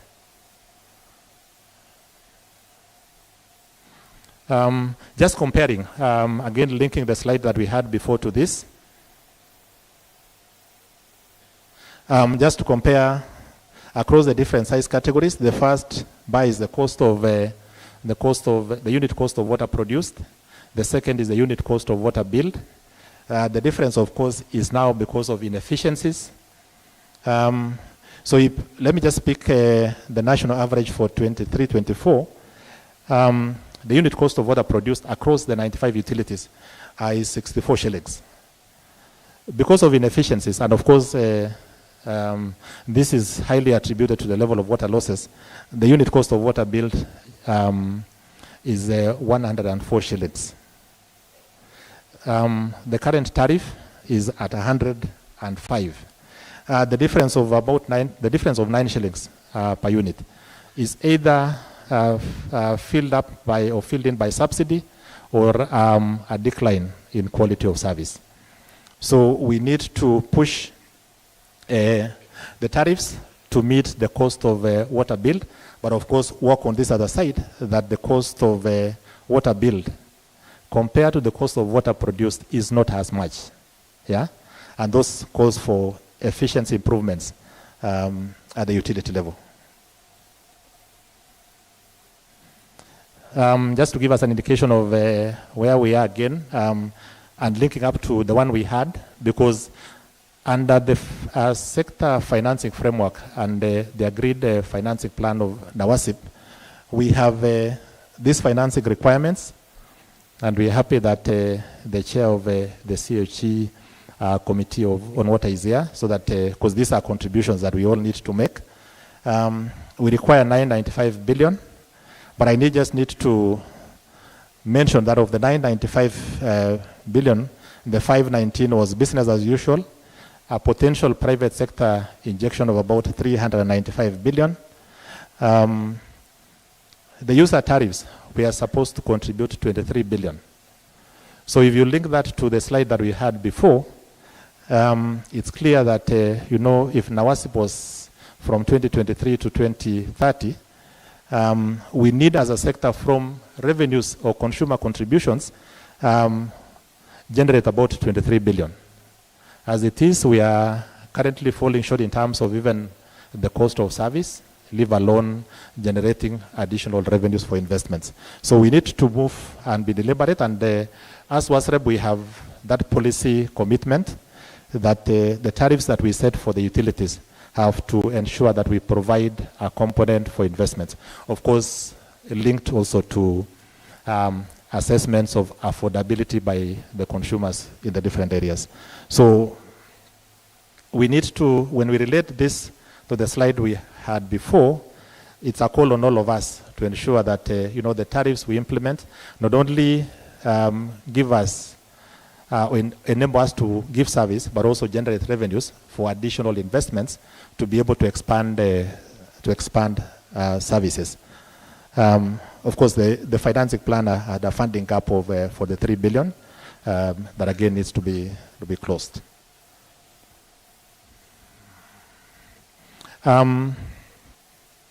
When we do performance assessment, Chief Guest, one of the things we have realized that the sector is not exactly we could be talking about different challenges, including, of course, the one that we've just discussed about financing. But again, a bigger challenge that faces the sector is issues around governance. And working with key stakeholders, we did develop a KPI that looks at utility performance in terms of on matters of governance. That indicator has 6 sub-indicators that looks at utility oversight. The utility oversight basically addresses the issues of the board composition in terms of the process of bringing on board the directors, the performance of those directors once onboarded in terms of the number of meetings that they have, in terms of compliance with the requisite competencies, in terms of compliance in terms of constitution of the different committees as per the corporate governance standards that have been set. Then financial management is critical because boards are there to oversight management. Then human resources, aspects of gender balance, aspects of ethnic diversity, and of course meeting the minimum or the standards that have been set, because the different utilities have the requisite, we've agreed on requisite competencies to be able to run operations of different water service providers. Provision of information to consumers, service standards, and of course user consultation. Issues around the provision of information to our stakeholders, having websites that are updated. And this is how we performed. The best was in service standards, followed by human resources. We still have a challenge with financial management at 51%. We didn't present a comparison to the last financial year because the KPI was modified from last year because we launched the Corporate Governance 2024 last year. So the basis for measurements slightly changed, and so we couldn't exactly compare with the performance in the last period. The other aspect that we have is a PROPO assessment. PROPO assessment is really with the mantra of leaving no one behind. So as utilities provide services, are they being selective in terms of the provision of those services, or there is equity in terms of service provision? So this speaks to the issue of ensuring that there is equitable access to water services. We have again a set of 4 sub-indicators.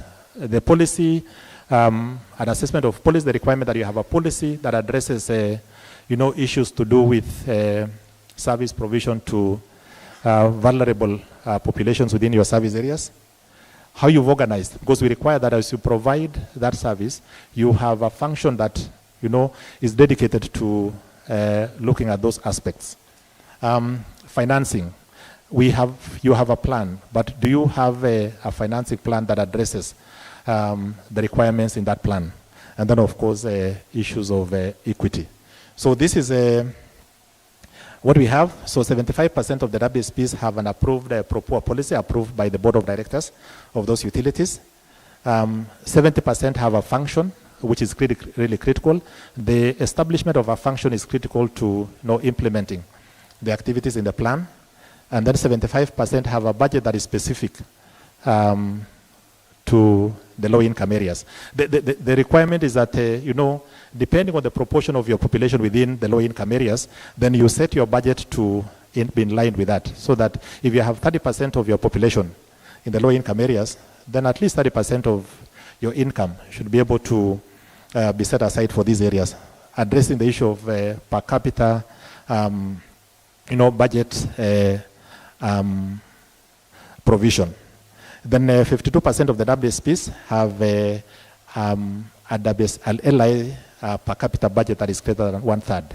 So this again speaks to the issue of, depending on the proportion of population that you have in these low-income areas, have we, set aside budgets that align to that requirement.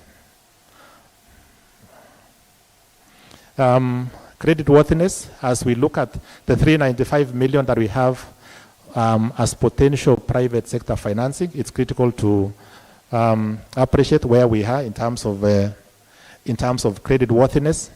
We've done, we do creditworthiness assessment for the water service providers to provide an indication of where the different utilities are. And I need to mention that this year, we have an assessment of 94 water service providers. So we only missed one because we didn't get the audited financial statements. So we're almost presenting as a status for all the water service providers. The average performance improved again from 35.5 to about 37.2%. But we can again see against the shadow credit rating assessments where the 94 water service providers are standing. So this is really, for us as WASREB, we present this for potential financials really to look at this, and then of course look at how we can support our water service providers to access commercial financing.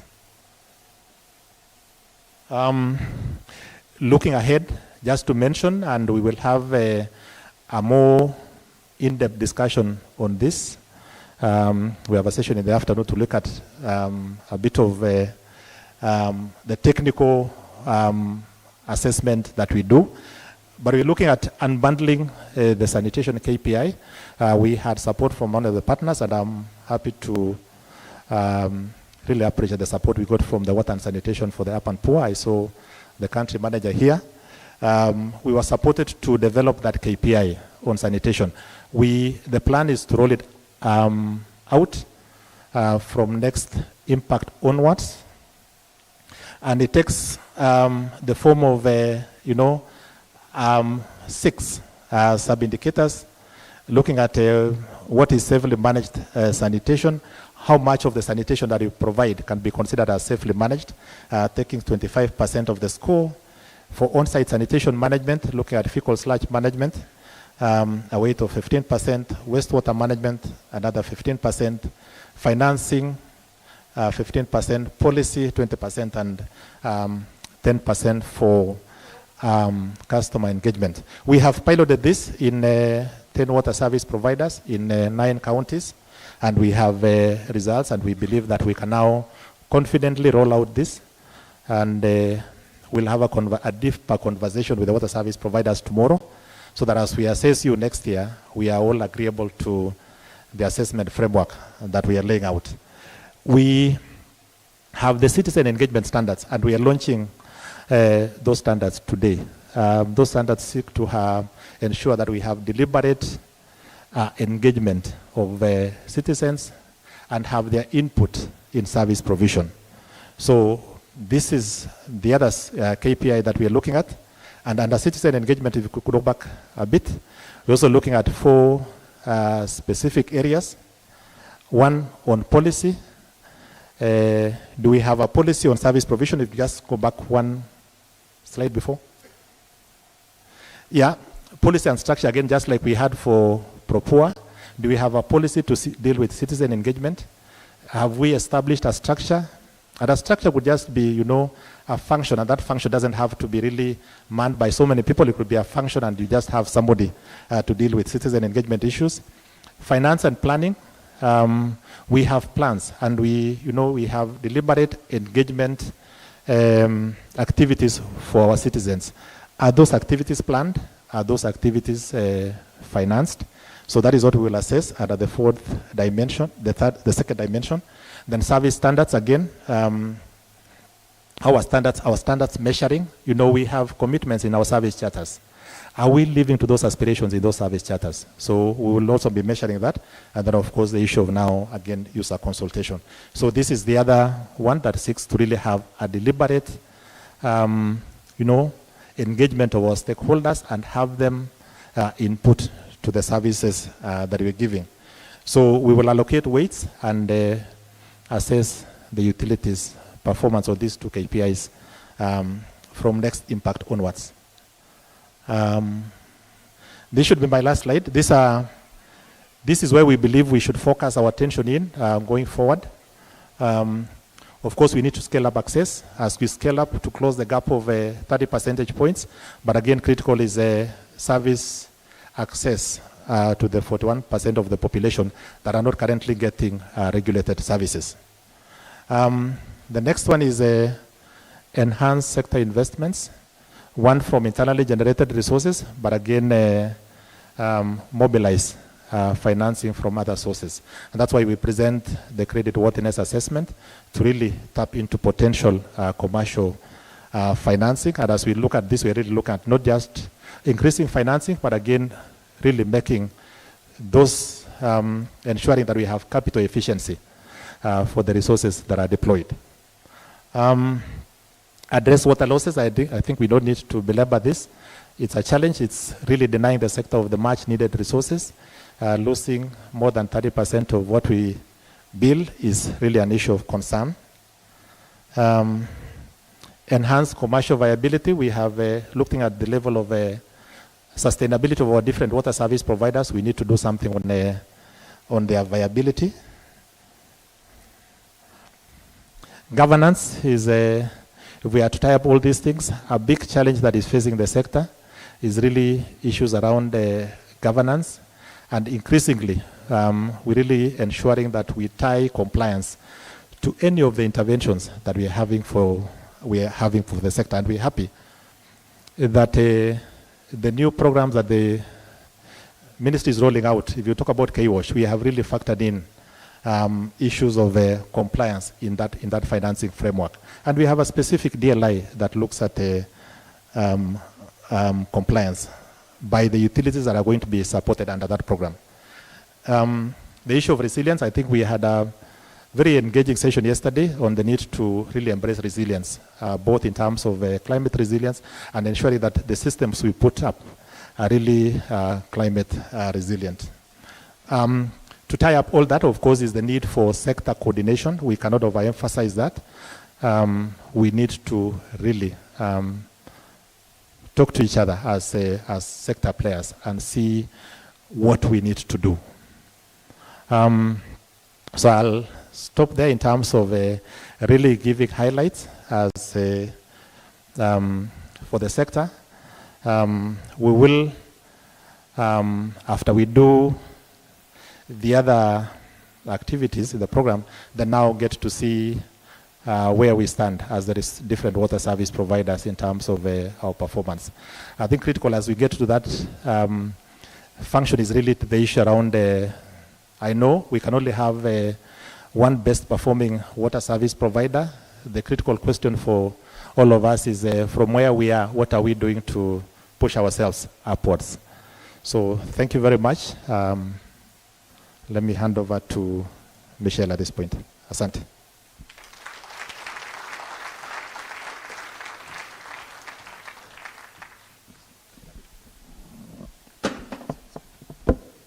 Sorry, asante. Asante sana. Another round of applause for Mr. Richard Cherioti. He is the Acting Chief Executive Officer of the Water Services and Regulatory Board, and a very deep analysis there of the Impact 17 report. A lot of data that shows us that really progress has been done, but also showing us that a lot more needs to be done. Now, it's a lot of data. I know many of us can you hear me? I know many of us are already tracking, for different counties and service providers, whether their KPIs aligned with the data that's been shown here today. And we'll be looking at whether that is true. But to allow our minds to catch up with that data, I'll allow us to all stand up, please. Our lovely, lovely band can give us some little music as we shake off all the data on our backs. Ladies and gentlemen, let's all be standing, please. Breathe in. They say breathe in like the tap just opened, and exhale like your water provider hit 100% coverage, which essentially is the dream for all of us. Tashinga the band, please give us some music. And as they do that, ladies and gentlemen, we live in the age of social media and communication. I believe you all have a phone. Let's all just bring out our phones, tafadhali. Tutoe simu, kama uko na simu. Let's have your selfie. Your selfie camera, please locate your camera, ladies and gentlemen. Yeah. We're taking what we call a sector selfie. Yeah. Everybody must know we're here. They must know that we've launched the 17th edition of the Impact Report. So if your camera is ready, ladies and gentlemen, 3, 2, 1, let's all take a sector selfie. Band, please give us some music. Asanteni sana. So if your selfie is ready, we already have a hashtag, and that is hashtag Impact 17 Report Launch. Hashtag Impact 17 Report Launch. So we expect to see at least 100 selfies in the next 5 minutes. Our social media team will be monitoring them. If possible, we'll have some of them on the screen right behind us. Now, ladies and gentlemen, I also got some complaints. Those who said we didn't really acknowledge the sector where all of us come from. So as Sashinga the band gives us some music, I'd like us to just acknowledge everybody who is here. So let's start with the regions, all right? You can scream, you know, maybe your budget, in fact, scream like your budget depends on it, because we have the cabinet secretary here, ladies and gentlemen. So let's begin with the coast. Who is representing Mombasa, Kilifi, Kwale, and Taita Taveta counties? Ladies and gentlemen.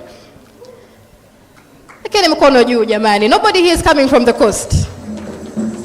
All right, absolutely. We applaud and appreciate all of you. Who is coming from the Rift Valley, Eldoret, Bomet, Nakuru, and Laikipia counties? A round of applause. Pigeni kelele pia, tuwasikie mko wapi? Asanteni sana. Very big round here from Rift Valley. Who is coming from Central Kenya? Nyeri, Murang'a, Kirinyaga. Kiambu, Nyeri. Very good. Thank you all. The capital city of Kenya, Nairobi County. There you go. Thank you for the noise. Mr. CS, I hope you see that the most energetic team is from Nairobi. So when you're considering budgets, please consider that. Eastern and Northeastern, Isiolo, Kitui, Garissa, Marsabit, Meru, Embu, where are you? There we go. Thank you all for being here. We appreciate your presence. And finally, we all have our national leaders. Let's have you give yourselves a round of applause as we all applaud you. Asanteni sana. Thank you. Thank you all so very much. May all be seated now.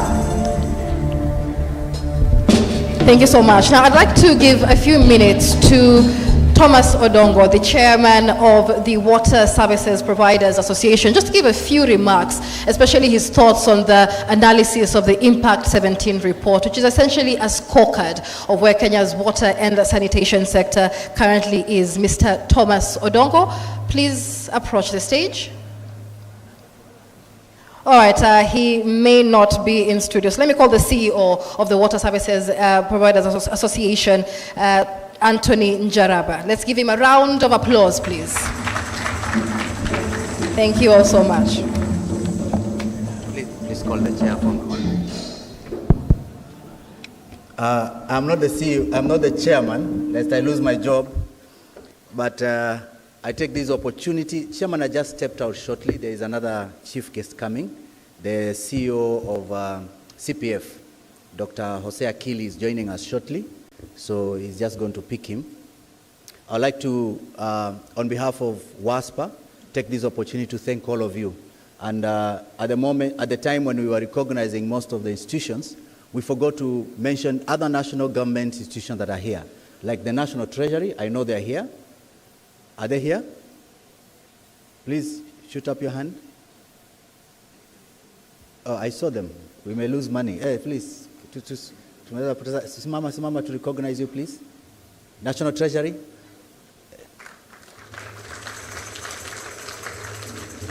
So if you're here and you're looking for money, they are here. They can give you the approval immediately. We also have other institutions away from the water sector and the National Treasury. We also have other institutions from government that have come to join us. Kindly be up, just stand up wherever you are so that we just appreciate you too. Other government, yes. I know that is Kenas. We have others also from the Ministry of Transport and also Ministry of Energy. Thank you so much. This is a wonderful conference that brings together all of us across the country. And as we move forward, we'd like to have a conference that not only brings us from across the country, but also beyond the borders. We'd like to have a report like this across the entire continent. And if we do it for the continent, then we can take over Africa. And I was looking at the figures, 5% increment per year. By the way, it's possible to get to 2030 with around 95% or thereabout at the progress that we are doing. If we know we'll be able to mitigate the few challenges that we have, 5% here, 10% here.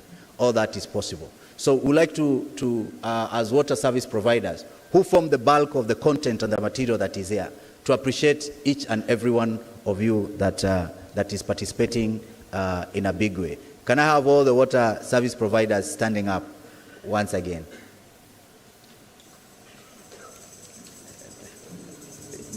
Three-quarters of the whole. So these are the people. Jipigieni makofi, tafadhali. Jipigieni makofi. Asante sana. So my chairman, Mr. Thomas Odongo, has just walked in. So I would like to take this opportunity. Chairman, I was buying time for you so that I can keep my job. Please come. I know my job is now safe. Asanteni.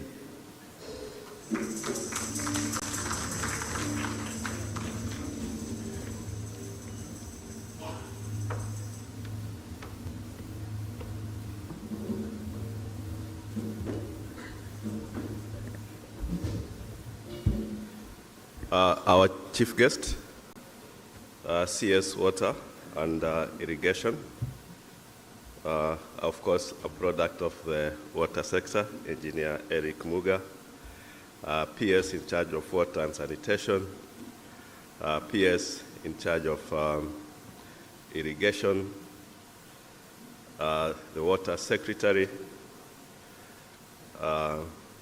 governor, the chair of the Water Caucus at the COG, the CEC in charge of water from the various counties, the board chairs of the national water sector institutions, the CEOs of the sagas present, the board chair of water service providers. I know you're anxious, but I recognize you, the MDs as well of the water service providers, development partners, civil society. It is my pleasure to share with you the perspective of water service providers when it comes to regulation. As WASPA, what we do champion, first and foremost, self-regulation. We look at us internally first before external regulation. The other thing that we do is, in as much as external oversight is important, but internal oversight is of utmost importance, so that when the time comes for external oversight, is just to come and validate what we have been doing. And where we are not complying, we agree on how to improve on that. So regulation actually adds a lot of value when it comes to water service provision. And of course, from the highlights, you've seen that we have areas of improvement. And of course, we still have pain points. So the areas of improvement, I can say, and if you can track what was in the last impact and what we have today, it's because once this report is released, then internally we go back, retreat, and say, how can we improve going forward? I want to appreciate our regulator, who is doing a very good job, and is actually recognized globally as one of the best regulators. As the acting CEO said, it's about collaboration, it's about discussion, it's about objectivity, and it is about agreeing on how we can serve our people better. It is about consumer protection. These are the people that we do serve. A a brief background on Water and Sanitation Providers Association. We were registered in the year 2002, and we look at three key areas. One of those areas is capacity development of our members and their staff, and we have various programs to do that, tailor-made courses, local and international benchmarks. That is one of our key result areas. Number two is members' engagement and development. We hold bi-monthly meetings, and during these meetings, we do discuss performance. And one of the things that we take very seriously is non-revenue water. A bit disappointing that we haven't improved. My wild guess was that we were going to improve. So there's something that we have missed, and we are going to ensure that we get to understand where we went wrong. Because to move from 43 to 44%, I mean, that's almost a billion shillings. So not a very good thing. The other thing that we do is advocacy and communication. There are certain pain points that bedevil water service provision, and through advocacy, we are able to engage the various stakeholders and come up with solutions. Of course, working very closely with the ministry. The highlights we've been given, I think the areas that we have improved, the major ones, of course, is water coverage, which is a good thing. We want to closely move towards the 100% water coverage. And I really want to appreciate the regulator for embracing the small-scale water service providers. They do play a key role. And the data they are collecting through the licensed WSPs. So I want to assure the regulator that we will continue to support you in terms of mapping out the small-scale service providers so that we have a true picture of our coverage. The other area of improvement, ladies and gentlemen, is on revenue collection. This is very, very good. The chair of the Water Caucus at the COG, our main challenge when it comes to revenue collection is payment by the county government. So you really need to pick this up as the chair of the Water Caucus and discuss with your fellow governors to prioritize payment of water bills. The WSPs are fully owned by the county governments. The least to expect is the county governments to honor their obligations. It is at times painful when you go the punitive way and disconnect county government institutions. We don't want to go that direction. Our business is not disconnection. Sanitation coverage, we are happy with the pilot that was done. The new KPIs, I think the next impact we are going to be is going to be part of the ranking. But sanitation covering, we are doing well. We are at 92%, I think, from the figures, which is very, very good. So I want to urge all WSPs,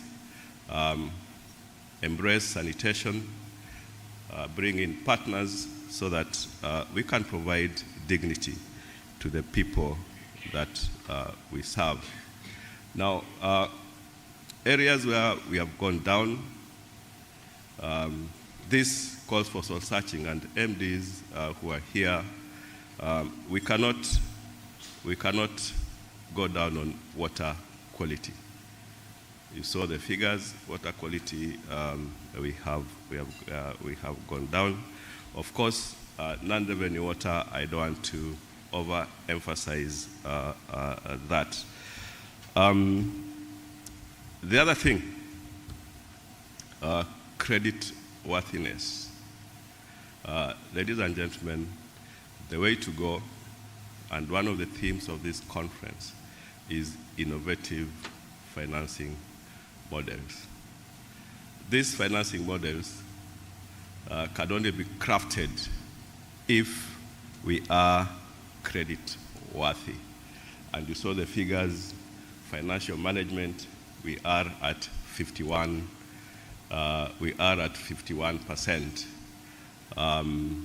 As the chair of WASPA, I think that is disappointing. And as we retreat to our next bi-monthly meeting, our chief guest, I want to assure you that this is something that we are going to pick up so that when we're in a forum and development partners get the scorecard, then they can see something that they can put their fingers on. We have commercial financiers here, we have banks, we have pension funds who are here. Yeah, so creditworthiness is a key thing.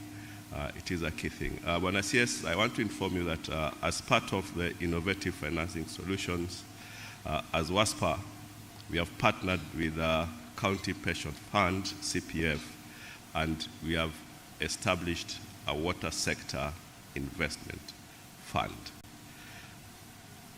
Siata mpigeo makofi. We already have the first cohort of projects that are going to be financed by that fund.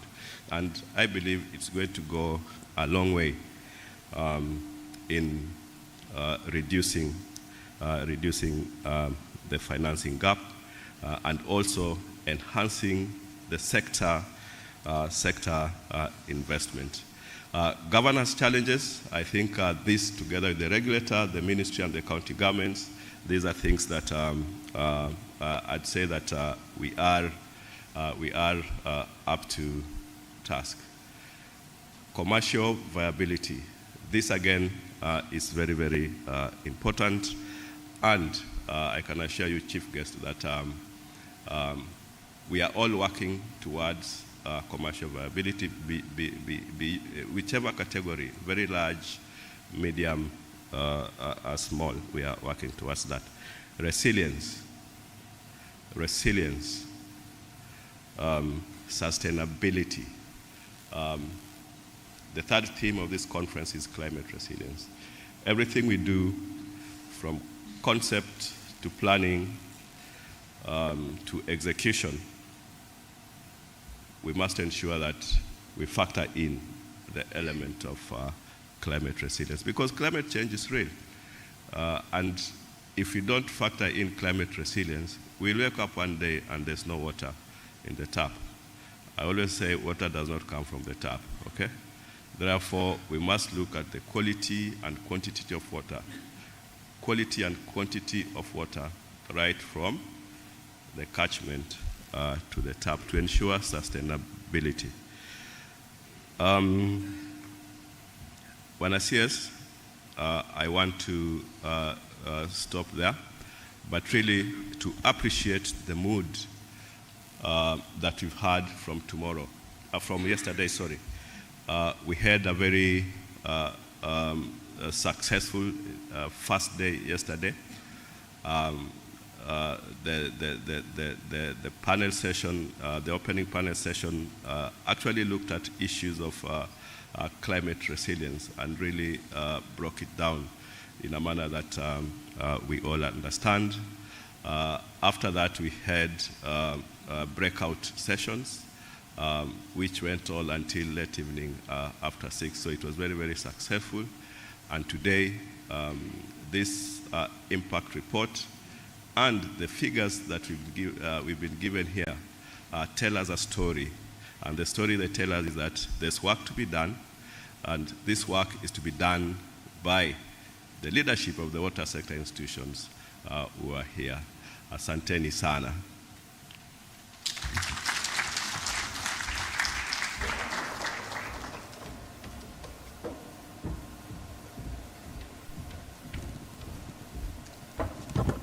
Thank you so much. That is Thomas Odongo. He is the chairman of the Water Services Providers Association. Another round of applause for him, please. Now, the impact report, we've just seen the data and analysis, is now in its 17th edition. But this was introduced by the Water Services Regulatory Board in 2005 as a tool for accountability, transparency, and data-driven decision-making.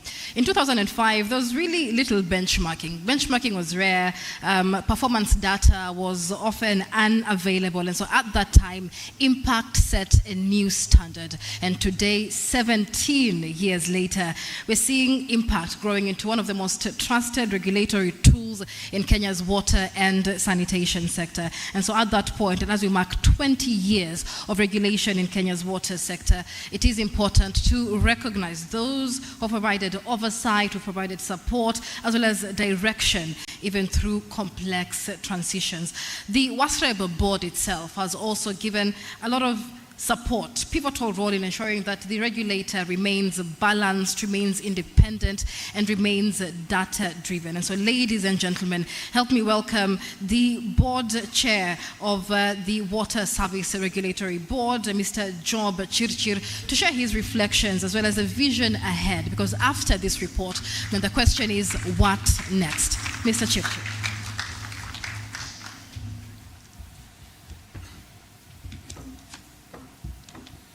Cabinet Secretary, the PSS present, my fellow chairs, CEOs, ladies and gentlemen, good morning.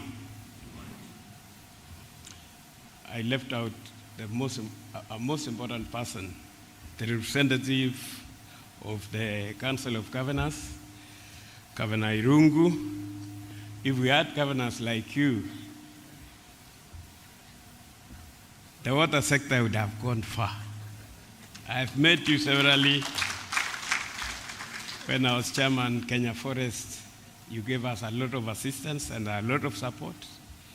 Even now here at WASREB, you are the most supportive, most understanding, and most collaborative governor we have. I'll read my speech, but I'll shorten it in the interest of time, because I think we are late by about 1 hour. So I'll shorten the speech, but I'll just capture some of the areas that I think are of importance. Ladies and gentlemen, it's a great pleasure to witness the presence of so many of us gathered here today for the launch of the 17th edition of Impact Report for the year 2023-2024. I sincerely thank you for the continued support and unwavering commitment to the advancement of the water services sector. The Impact Report is more than a collection of data and statistics. It's a comprehensive account of our collective journey, highlighting the challenges encountered and the progress achieved in the regulation of the sector. It plays a critical role in promoting transparency, accountability, benchmarking, performance, monitoring, and stakeholder engagement. Water coverage, cost recovery, and revenue collection efficiency are the most important aspects that the presentation showed us.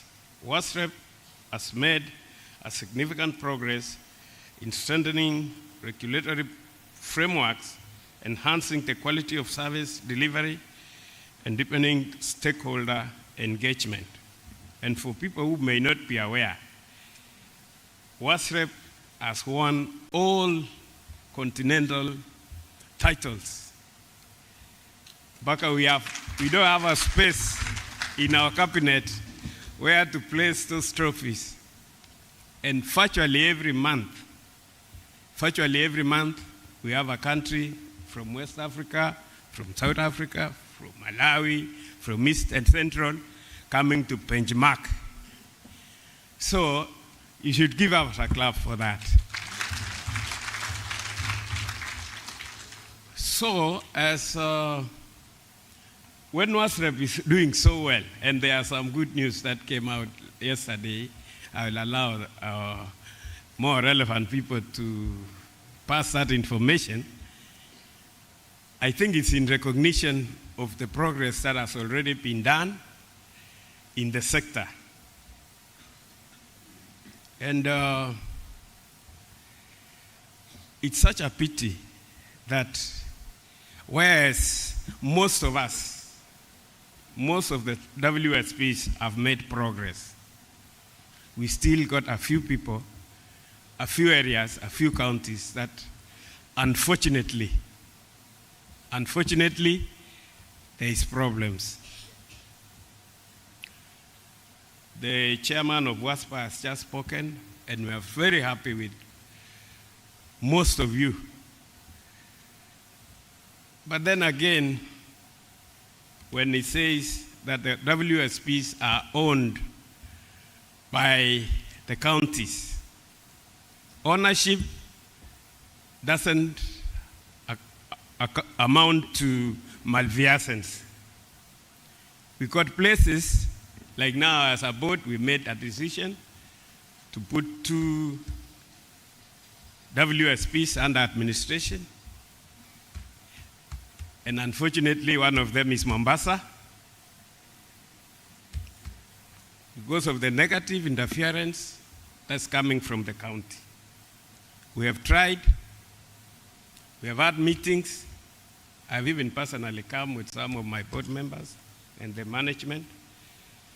But I know we have a case in court, but it's been caused by the negative interference, and we have tried, and we continue trying. But as a regulator, we can't be winning trophies outside and failing to play our role here at home. That was not in the speech. Ladies and gentlemen, as part of the ongoing efforts to enhance regulatory effectiveness and ensure responsive water service delivery, the enactment of the Water Service Regulations 2025 have been revised to align with the Water Act 2016, including the amendments undertaken in 2024. I would like to appreciate the Ministry of Water, Sanitation, and Irrigation for successful processing services regulation in addition to National Water Policy and National Water and Sanitation Investment Plan, NAWASIP. Ladies and gentlemen, to carry the consumer along with the recent policy changes, WASREP has developed a mechanism, citizen engagement standard, a landmark achievement in our regulatory journey. This standard serves as a comprehensive roadmap to consumer engagement in the water and sanitation sector. It outlines complaints management, reporting mechanism, framework for complaints handling, and a structured consumer sanitation plan, and indicators to measure the effectiveness of consumer engagement efforts. Further,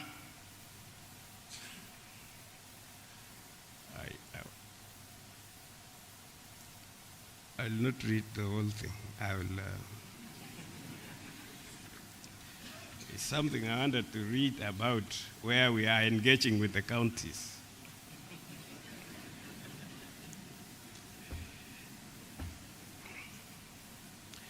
Ladies and gentlemen, through the bulk water licensing framework, WASREP regulates the transfer of water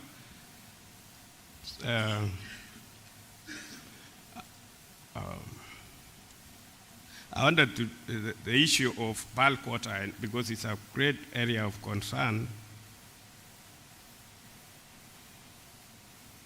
We have licensed water service provider, bulk water service providers under clearly defined bulk supply agreements. Allow me to highlight key projects where this regulatory framework is currently being applied. In Kiambu County, the Karimenu 2 Dam, a flagship initiative under Water Vision 2030, has a storage capacity of 26.4 million cubic meters and supplies approximately 70,000 cubic meters of water per day to urban centers including Kiambu, Ruiru, Juja, Katundu, and parts of Nairobi. The principal off-taker is the Nairobi City Water and Sewerage Company. Another significant initiative is the Northern Connector Tunnel, an 11.8-kilometer underground system designed to harness floodwaters from the Maragua, Kigige, and Irati rivers. The infrastructure contributes approximately 140 million liters of water per day to Nairobi's water supply system, directly benefiting an estimated 1.2 million residents across Nairobi, Murang'a, Kiambu, Kajiado, and Machakos counties. In the coast region, the Coast Bulk Water Supply Project, managed by the Coast Water Works Development Agency, sources water from Sima Springs, Marere Springs, and the Paricho well field, hosting a capacity of over 150 million liters per day. This system serves 5 primary off-takers: Mombasa, Tavevo, Kwale, Kilifi, and Malindi WSPs. Across these systems, WASREF's bulk licensing framework continues to ensure accountability, transparency, and high standards in water service delivery. I will not read the rest. So with those few remarks, wish you the very best. Let's continue. Governance. Everybody knows. I think we go to these seminars, these workshops. Everybody knows what they are supposed to do. But why do we do these other things? The county, you own the WSP, but you own it on behalf of the people of your county. But where we get situations, let me not speak too much, but I hope there will be improvement.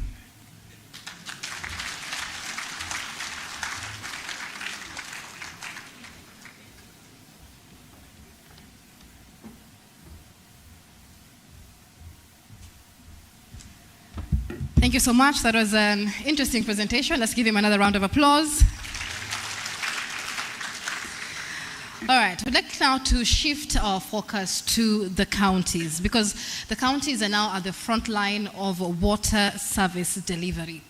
When we talk about laying infrastructure, laying pipes, connecting taps, serving citizens, all of this happens at the grassroots level, on the ground. And counties right now seem to be the bridge between policy and the people.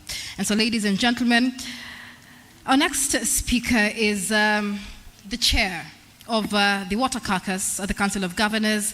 He is deeply involved in shaping and influencing how counties prioritize water and sanitation. Please give me a big round of applause. Should the band please give us a drum roll as we welcome the Governor of Laikipia County, His Excellency Governor Joshua Irungu.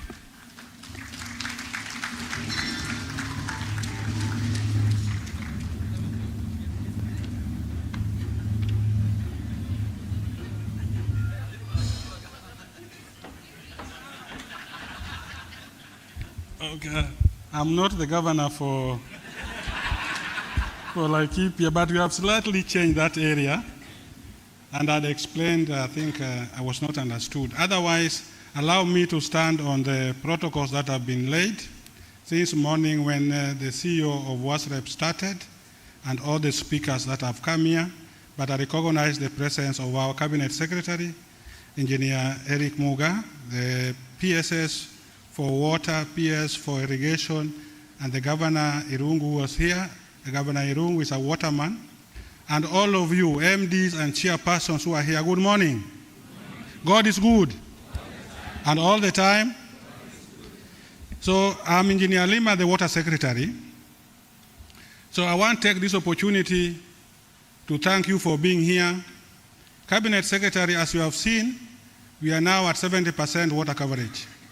When we launched the first impact report for 2005-2006, the figure was 30%. So you can see we are growing. The growth has been attributed to the investment that we have been making. Particularly for the last 1 year, we have made investments under the Kenya towns, and that has improved the coverage. We have also requested WASREP to cover the entire country. So they are bringing on board small water service providers. And that's why we have moved to 70% for regulated water service providers. So if you cover the rest of them, we have been estimating, and we've been using the figure of 73%. But now we are going up. That means our target of 80% coverage by 2027 is achievable. That target is achievable if we remain focused and invest on the projects. I just want to request the MDs of the water service providers who are here, because as a ministry we mobilize resources. All the time, the Cabinet Secretary, the PS, and myself, we look for resources to invest in the water service provision in the country. We request you to work on non-revenue water. Because last year we were celebrating that we were going down. We recovered $1 billion. Now the billion has gone. Now the billion has gone. So we cannot be MDs and we lose 50% of our product.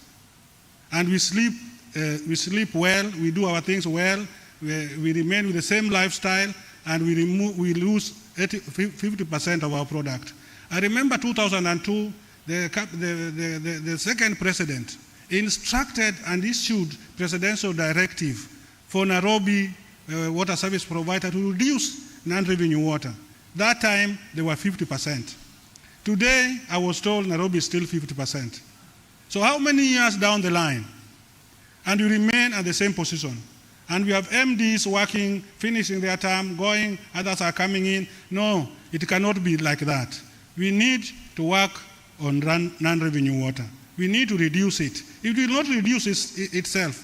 In our forums, in our workshops where we are talking about non-revenue water, I've been giving strategies. I've been giving stages of reducing non-revenue water, but nobody takes it in. When you saw the figure, the slide for the counties, you see the lowest is in West Pokot. But the figure will change. If we finish Soy Murun and we finish the investment that we have there, close to 10 billion. And therefore, that calls upon me to state that what we need now is to move on the reforms of governance and the reforms on efficiency, so that we turn around our investment. We do our things much faster than we have been doing them. With those remarks, now we move to the next stage. I want to invite the Principal Secretary for State Department for Water, Sanitation and Irrigation, who will make his remarks. He will also invite the PS, his colleague PS, and also invite the governor, and then invite the Cabinet Secretary. So, Principal Secretary, kindly take over. Let's appreciate him. 1, 2, 3. What? Tenor. Thank you so much. Thank you, Engineer Lima. Good morning, everyone. I want to recognize the presence of our CS, Engineer Eric Muga, the Governor for Laikipia, and also the Chair of the Water Caucus, Joshua Irungu, my colleague PS, Ephanthas Kimodo, all the CEOs and the chairmen, and all of us in the water sector who are here. Good morning and welcome to this event. I think the mood in the House is quite palpitating, in the sense that we as a water sector came to read our scorecard. And the scorecard is very plain and clear, showing our performance. I think for the students who have done well, your parents will be very happy. Unfortunately, when the CEO was presenting, I noticed something that was a bit, he was very kind. As a teacher, you always have to show the best performing and also the worst performing. But he was struggling not to say the truth. You know, there is a way of instilling positive behavior by having a list of shame and a list of those who have done well. So CEO, maybe when next year, when you're saying we have moved and you are indicating that some of us are doing well, say Korir is doing well, so and so is doing badly. I was very, I didn't want to say Korir doing badly because it can mean other things. So I think going into the future, let's be very candid, because this is a time when we reflect, this is a time when we look back and ask ourselves, what are we supposed to be doing? You see, the positions and the work that we do, we are doing it on behalf of the Kenyan people. And if your institution is not delivering the way it is, you're failing Kenyans. And those Kenyans have a right. And I believe you all know that we, as in our constitution, we say that water is a right. So if we are facilitating laws, then we are denying those Kenyans that right, and they have a right to sue us. And you know how Kenyans are. They have the habit of taking people to court. So let's not wait until they go take us to court for failure to deliver what is rightfully theirs. So today marks a significant milestone in our collective journey toward achieving universal access to water and sanitation. As we reflect on the progress made so far, as a ministry, we extend our sincere appreciation to all partners and stakeholders who continue to support this vital mission. We are gathered here to launch, I think you've heard the regulator's annual publication that evaluates the performance of the water service sector. It is of the water service report now has reached its 17th edition, covering periods 23-24.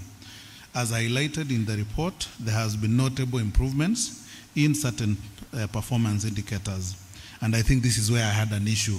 We were generalizing into indicators, KPIs, but you know a KPI has to boil down to an institution. Who is doing very well in revenue? I think it should come out and we should say it publicly here so that everybody can see. And those who are doing badly, we should also do that. However, substantial efforts are still required to meet our national development goals under Vision 2030 and our global commitments, now just 5 years away. The pace of progress must therefore be accelerated as we stay on course.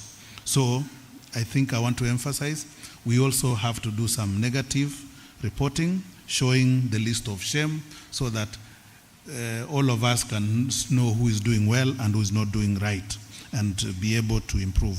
Achieving our sectoral targets calls for multifaceted approach, ranging from increasing and diversifying financing to enhancing utility efficiency and fostering innovation. The launch of this impact report, taking place alongside the international conference themed Innovative Financing Models, Technology and Innovations for Sustainable Pathways to Climate Smart Water and Sanitation Solutions and Investment, presents an opportune platform to generate actionable recommendations that will move us to closer to our shared goals. The ministry continues to collaborate closely with development partners to bridge the sector financing gaps. The National Water Sanitation and Investment Financing Plan remains the blueprint guiding our priorities in investment and sector interventions.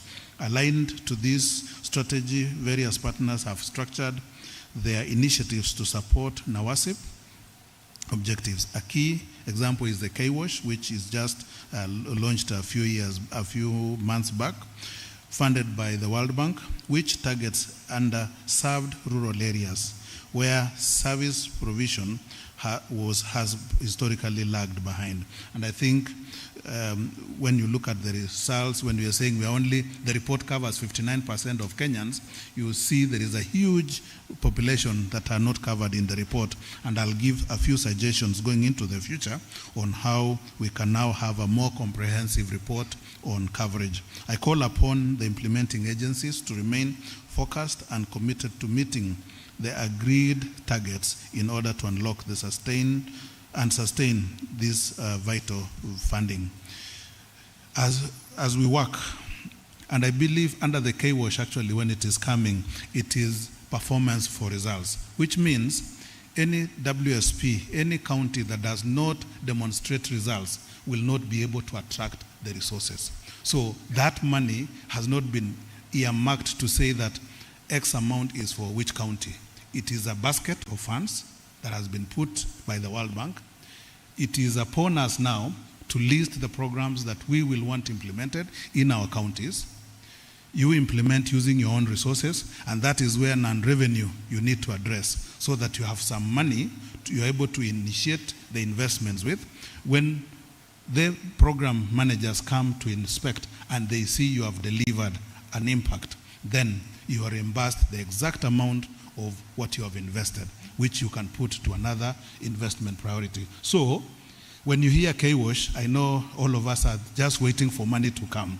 It is a program for performance for results. And one of the key performance indicator will be the non-revenue water. So I'm just giving you leakage. So tafadhali, enda ukasome hiyo subject, hiyo topic ya performance for results. Ukisha soma, then when the exam is set, you should be able to deliver. As we work to broaden our financial base, we must equally address issues of capital efficiency. It is imperative that every resource committed to the sector delivers maximum value. At the same time, utilities must strive for efficiency, self-efficiency, by enhancing both technical and financial efficiency, while also adopting tariffs that reflect the actual cost and service of the service provision. I think you're all aware that the Water Act was amended in 2024, which allowed for PPPs. This is an opportunity, again, for water service providers to be innovative in attracting monies from the private sector and improve your service provision area. That way you serve Kenyans better and you're able to increase more revenue for yourselves to be able to do other things. So with such changes, it will unlock new pathways for investment, innovation, and integrated service delivery. These reforms were not just policy updates, but renewed national commitment to deliver water and solution services that are equitable, efficient, climate resilient, and citizen-driven. We are embedding a performance culture in the water sector. Reforms is the work based on collaboration with other stakeholders that requires alignment. Let's implement them and translate them into real impact in the lives of every Kenyan. I think as I conclude, I have just two recommendations which I want to ask the WASREP as we prepare for the next impact report. One is to incorporate the community water provision initiatives, that is the RUAs and other rural schemes that have not been part of this, so that when we give the impact report, because when this report is not going to be for us only, it is for the global community. So when they hear we're reporting 74% coverage, and yet a document from another government entity is saying 70%, they wonder, serikali gani inaongea? So I think let's put a task force together to be able to do that as quickly as possible. I think there is something that the chairman of WASPA mentioned about revenue and the relationship with counties. And I want to, I know the constitution is very clear that revenue collected has to go to the revenue account. Now, the danger of that is that when money comes into a pot and there are so many conflicting needs, the tendency for governor is to apply to the urgent exigencies that are coming in. So maybe we may need, as a water sector, go the UHC way, where a law we debate and pass it through the necessary legislative arms of government, so that we have we are allowed by law to have accounts by the water service providers, which now we can dedicate that money to operations, expansion, and other investments that you'll require. So I think this should be the next engagement together as the water service providers. So I believe we should be able to move on, so that when we come back next year, we'll be able to push. And with Governor Irungu here, and I know that you are something after 2027, we can start working on that law together. So you will be the sponsor, and you will help us in the Senate. We will also have it pushed through the National Assembly. So with those many remarks, I now want to invite my colleague, P.S. Kimodo, just also to come and greet us and tell us what is happening on his area of mandate. Thank you.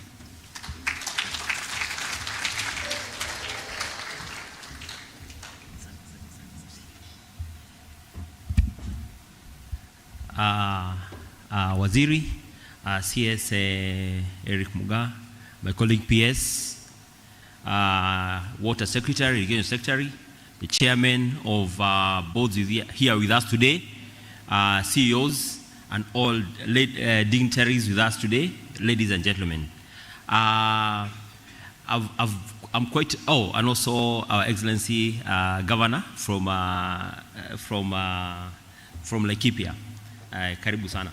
So I'm quite impressed by the statistics which were shared earlier by the CEO from WASREP, and also hearing the sentiments from the chair that WASREP people actually come all the way from the other countries to actually come and see how well WASREP is doing. So that's a good message from hearing that from that team. So from the irrigation perspective, just as my colleague has just mentioned, I was looking at the figures. One of the figures that quite impressed me, not impressed me, but astonished me, is the figure of total revenue loss. I think if I recall well, it was around 11.9 billion. That's a figure we are talking about in terms of the losses that we make. When you look at it from the irrigation perspective, currently the area under irrigation is 747,000 acres. And most of you, as you're aware, irrigation, especially on the community irrigation schemes, people don't pay for water, apart from the private sector. Of the 747,000 acres, approximately 30% is private sector. So that's what you can say they actually pay for water. When you do a quick calculation, you'll find that, on average, 1 acre gives you, on average, 1 acre is around 20 cubic. So when you say 270 days, that's you're talking about 5,400 cubic per acre. So when you do a quick calculation, you'll find that will give you approximately 4 billion cubic what irrigation consumes. Irrigation actually is thirsty and is a heavy consumer of water. But 70% of that is not billed if you talk about the loss.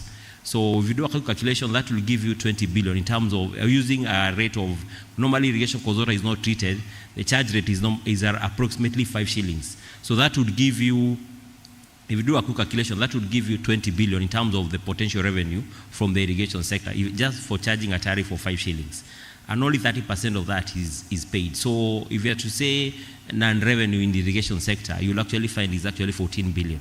So there is a big opportunity also. And now, recently, as you may be aware, we recently launched a NISIP, which NISIP again aspires to even add more.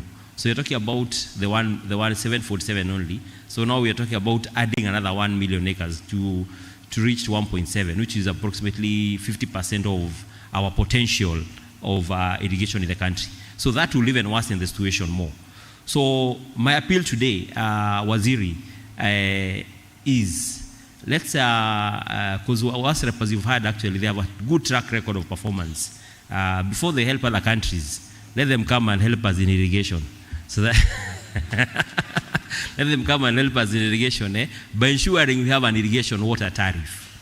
Let's have an effective irrigation water tariff, and at the same way, by encouraging the water service providers who are here with us to also diversify a little bit from the domestic water and also come to the irrigation water. And this will be a good thing in their books, because looking at the other statistics which I saw there, which I can't remember quite well, they're saying revenue is around 28 billion, but the cost is around 29 billion. So already there is a 98% cost recovery. There's a 2%. That 2% can easily be recovered by having an irrigation water tariff being managed by the same, because that means in terms of cost, there will be no cost. There will be no additional cost, and that can portray a very good revenue. So that's a potential revenue of around 20 billion. So we are talking about from the 28, you can easily go to 48 very comfortably if you are able to plug in the irrigation sector. So that's my appeal. And I know, because I've engaged most of the farmers. The challenge has never been the willingness to pay. The challenge has always been the ability to pay. And because of the various reforms they're doing and initiatives, especially to helping them with market linkages, and also the various initiatives being done by the government, talking about things like CAIPs, the County Aggregation Investment Industrial Parks, the ability to pay will be there, because there'll be a lot of market access, market linkages, and also the interventions being done from the financing perspective for the farmers, also from the benefits that most of the farmers have gotten from the fertilizer subsidy. So the ability to pay is no longer going to be an issue, which has always been the challenge. And these farmers are always willing to pay. So there is a potential. So I encourage WASREP and also the water service providers here with us here today to also look at irrigation. And this will also help you a lot, PS colleague, in actually solving one of the challenges of non-revenue water. Because you realize most of the areas actually where we have a high non-revenue water, also some people actually use that water for irrigation. So if you also start charging the water tariff for irrigation, then again we might be able to solve two challenges with one, hit two birds with one stone. Solve the issue of non-revenue water and at the same time increase your cost recovery. Asanteni sana and God bless.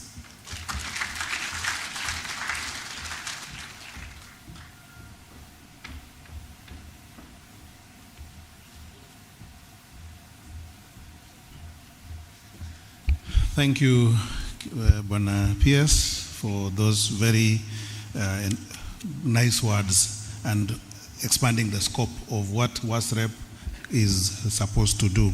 So I think we've been talking about the relationship between water, county governments and the people. And the Constitution was very clever, saying that service provision is at the counties. And they are the ones who actually should know where the citizens are and how the water needs to reach them. And that is why at this point I want to invite Honorable, Your Excellency, Honorable Joshua Hirungu, who is also the Chair of Water.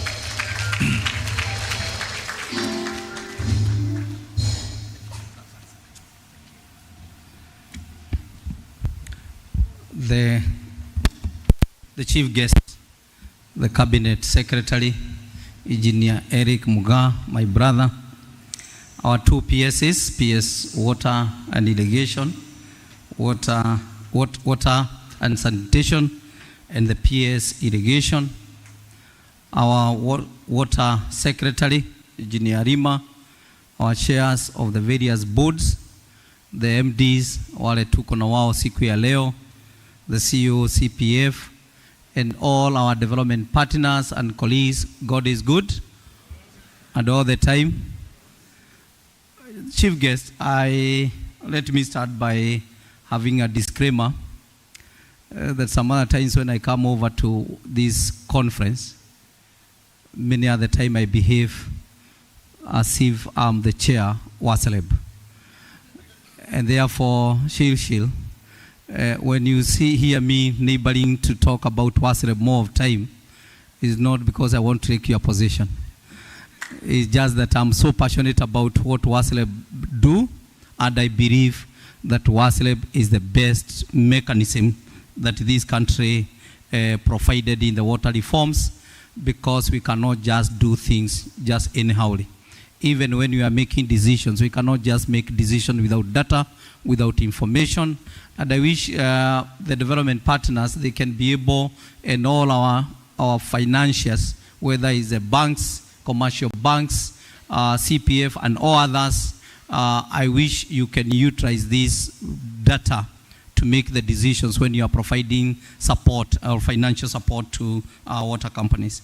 And therefore, I know I can talk a lot, particularly when I'm in this sector of water, but let me allow me to say that I used to be the chair WASLEB back 2019 to 2022. I used to be the chair, and before then I used to be the chair in the Water Committee caucus in the Council of Governors in my first term. And now I have also resumed the same for the next probably 1 or 2 years. And my role in this committee is to bring order actually and transformation in the water sector, because the county government plays a great role, particularly in water service and sanitation in the rural areas. And today, CS, before even I read this speech on behalf of the Water Committee, there are a number of things that have come up very strongly in the impact, very strongly. And I think we need to really work on those data, because numbers don't lie. One is when you hear that 59% is the regulated water companies, that means 41% are not regulated. Those not regulated, our chief guest, let me tell you what happens. Because me, I'm one of the rural guys, I'm in the rural, is that we pay water dearly than even the people in the town. That's what it means. Actually, us in the rural areas, who we are not regulated, we pay the water dearly expensive. And therefore, when I hear in the urban areas, when a tariff is just increased with 1 shilling or 2 shillings, all of you go to the street. I wonder who goes to the street in the rural areas. When they pay a 20 water jerrycan, 20 liters water jerrycan, it is 5 shillings. What does that mean? It means 1 cubic. When a Nairobi person is paying 67 shillings, 1 cubic liter, that is 50 water jerrycan, ordinary pays 67. Me, I'm in the rural, I'm paying 250 Kenya shillings, and I don't go to the strike. That's what it means. And therefore, this is a high time, I think, Bwana CS and all the development partners, we need to speak it out so that the issue of water tariffs in the rural, in the regulated water companies, when that increase is done, I'm sure if the guys in the rural areas would imagine what the urban people are crying for, just an increase from 60 shillings to 61 or to 67, and just for 1 cubic liter, while us in the rural areas, we pay between 250 to 500 Kenya shillings for the same amount of water. And in any case, it's not also treated water, no cost, it's solarized water from a borehole, but we pay that kind of money. And therefore, on behalf of the Wajiko in the rural areas, I want to really advocate the CS that this is the time that we need to speak the candidly and truthfully to our water service providers who are seated here, so that we are able to tell and speak to our people and tell them what is the truth of the matter. And again, CS, our chief guest, it is shame when we are talking about the country that we don't have money, and 11 billion we are just losing. What happens, chief guest, water, to me, it's that water loss is neighboring theft. That's what it means. Because when you have those kind of cubic liters of water, and particularly when you talk about Nairobi and Mombasa, then you'd be getting along the way, even during the dry season, more like rivers flowing. But so long as you don't get rivers flowing on the tarmac during the dry season, it means there is the water theft. So that water has been diverted somewhere else. Something else I also want to support just before I go on with my speech is a proposal from the PS. One way in the rural areas, and particularly for our water service providers who provide water in our rural areas, in the rural schemes, one of the challenges that they are having is the treated water being used for irrigation. And therefore, it is so tempting that those rural guys would cut and divert the water, and it is treated water, they use it for irrigation. And therefore, this is high time. As a sector, as a water sector, we need to think about giving and setting the tariff for irrigated water. And I know it can pay back just like what WASREB is doing. And therefore, chief guest, allow me not to dwell so much on the response on the impact, but I would be happy as the chair in the Council of Governors to engage more on this report and elaborate it and give more input in terms of how we move on, particularly regulating the water in the rural areas and bring all Kenyans. No one should be left behind, and there should be justice even in the rural, with the rural people also, as we provide water to them. It is with great honor, chief guest, that I joined this morning for the official launch of the Impact 17 report, a critical publication that continues to provide critical insights in the performance and progress of Kenya's water and sanitation sector. We commend the Water Service Regulatory Board, WASLEB, for their consistency in producing this report, which shapes a dialogue in evaluating the progress, challenges, emerging concerns, and opportunities in service delivery across the counties.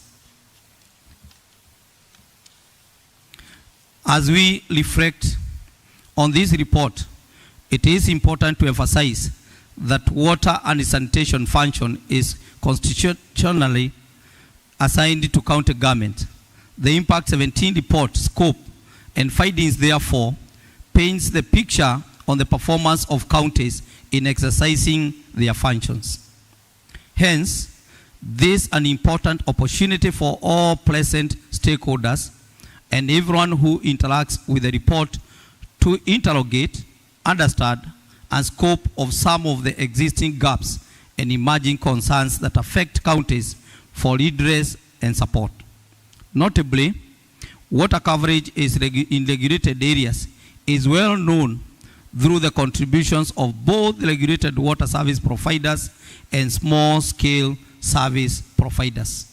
However, the data gaps and lack of coverage in unregulated areas, rural areas, poor and informal settlements areas, and overall sanitation coverage remains a critical concern.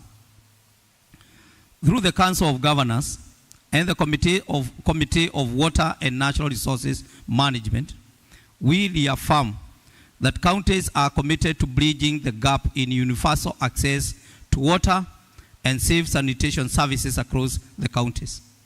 To date, counties have undertaken significant reforms, including the enactment of 34 water-related laws, development of 22 county water master plans, and 23 water and sanitation strategies and investment plans.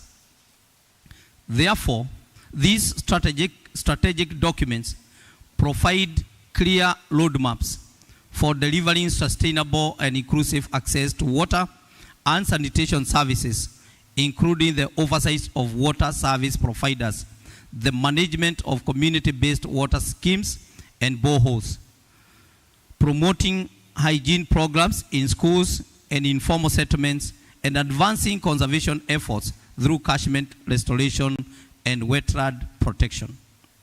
In terms of infrastructure development, counties have demonstrated commitment by allocating substantial budgets for implementing new water projects and rehabilitating dilapidated water investments. This will address the non-revenue water. Additionally, the number of functional boreholes, water pans, and small dams has increased over the years. These tangible improvements underscore the leadership of county governments in addressing water access gaps. Chief guest, despite these gains, challenges persist, particularly in financing, utility governance, and regulatory compliance. The National Water and Sanitation Investment Plan revealed a financing gap of approximately $466 billion to meet the targets for universal water and sanitation access by 2030. Additionally, county governments have mapped and determined the funding deficit required to achieve the universal access in water and sanitation within their jurisdiction through the county water and sanitation and investment plans. The council supports the work of WASLEB to support water service providers in regulatory compliance, including accountability and improvement in performance across clear parameters. Further, implementation of various innovative funding mechanisms to strengthen water service providers and counties is highly encouraged, including public-private partnership, PPPs.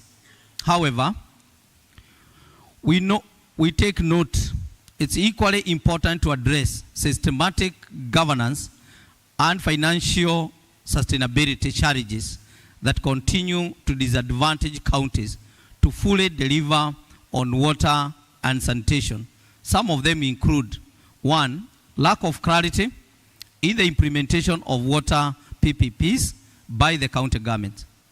The current Water Amendment Act profiles waterworks development agencies and private WSPs in water and sanitation service provision. Additionally, waterworks development agencies may benefit from economies of scale, crippling county-owned WSPs. 2, implementation of performance for resource programs. Effective implementation of the performance for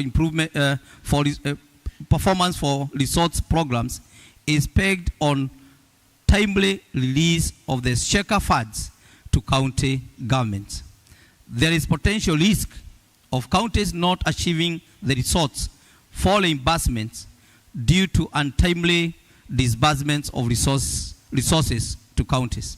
C, duplication of initiatives at county level.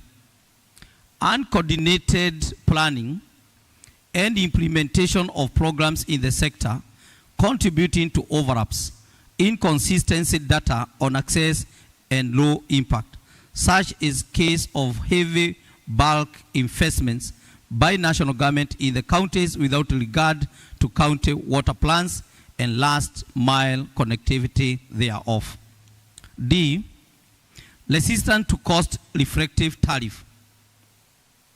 While tariffs remain an important and dependable funding mechanism, challenges allowed cost reflective tariff adjustments continue to limit the financial viability of many utilities. And this is where CS, our chief guest, it is important, whether it's a conference, a water conference, where all the council of governors and other stakeholders, this is where we need to really make the council of governors and the other stakeholders to understand what it means by cost reflective tariff. When we have seen O&M recovery costs below 100%, it means the county government and national government have to go into their pocket to support the water service providers. And therefore, the water service providers can be able to sustain in terms of water and sanitation services if they can be able to have a well cost reflective tariff. E, delayed finalization of the water sector asset transfer plan. The process of transferring assets and liabilities have delayed posting charges to counties to fully benefit from the autonomy and improved management contemplated under the Water Act 2016. Increased climate-related shocks and risks. The climate financing should be easily accessible to counties to climate-proof all investments on ensuring water and sanitation climate-resilient infrastructure, building its urgently required at the county level. G, data gaps and assessment inconsistencies. Adoption of the robust checks and integrated reporting framework for water and sanitation is much required. Meanwhile, as counties, we have deliberated and agreed on specific areas on performance improvement, including 1. Development of performance improvement strategies to support operational and financial sustainability of water service providers. We have also deliberated on intensification of community sensitization on cost of water provision to improve public understanding and acceptance of water tariffs, where we have been hearing so much outcry and challenges. And I'll tell you, Chief Guest, in my county, just because I have the experience of being the chair, we have no problem. I have no problem. My 2 water companies we have no issue. We increased our tariff, and I only made them to understand it is for their own good, and the water companies doesn't belong to WASLEB. It is our water. If they want to have 0, then the county government, we don't do the roads, we don't do the hospitals, and then we pay for them the water tariff. So there is no free water, and we make our people understand, and that's why I'm sure that as we cannot have it a problem at all. Intensification of community prioritization of investments in sustainable water storage and supply infrastructure to enhance service provision, including strengthened peer-to-peer learning on best practices. D, investment in new technologies, innovations through targeted engagements with young people, private sector, leveraging on various sources of funds such as county climate change funds. The national government should align and take into account the county water development programs in development of national bulk water systems, taking account of the last mile connectivity in project financing agreement. This, Bwana CS, our chief guest, is an area that we need to engage with the water committee of the Council of Governors, so that when we are designing all those and bulk water, that component of last mile connectivity is very, very critical for the country as well as for our citizens.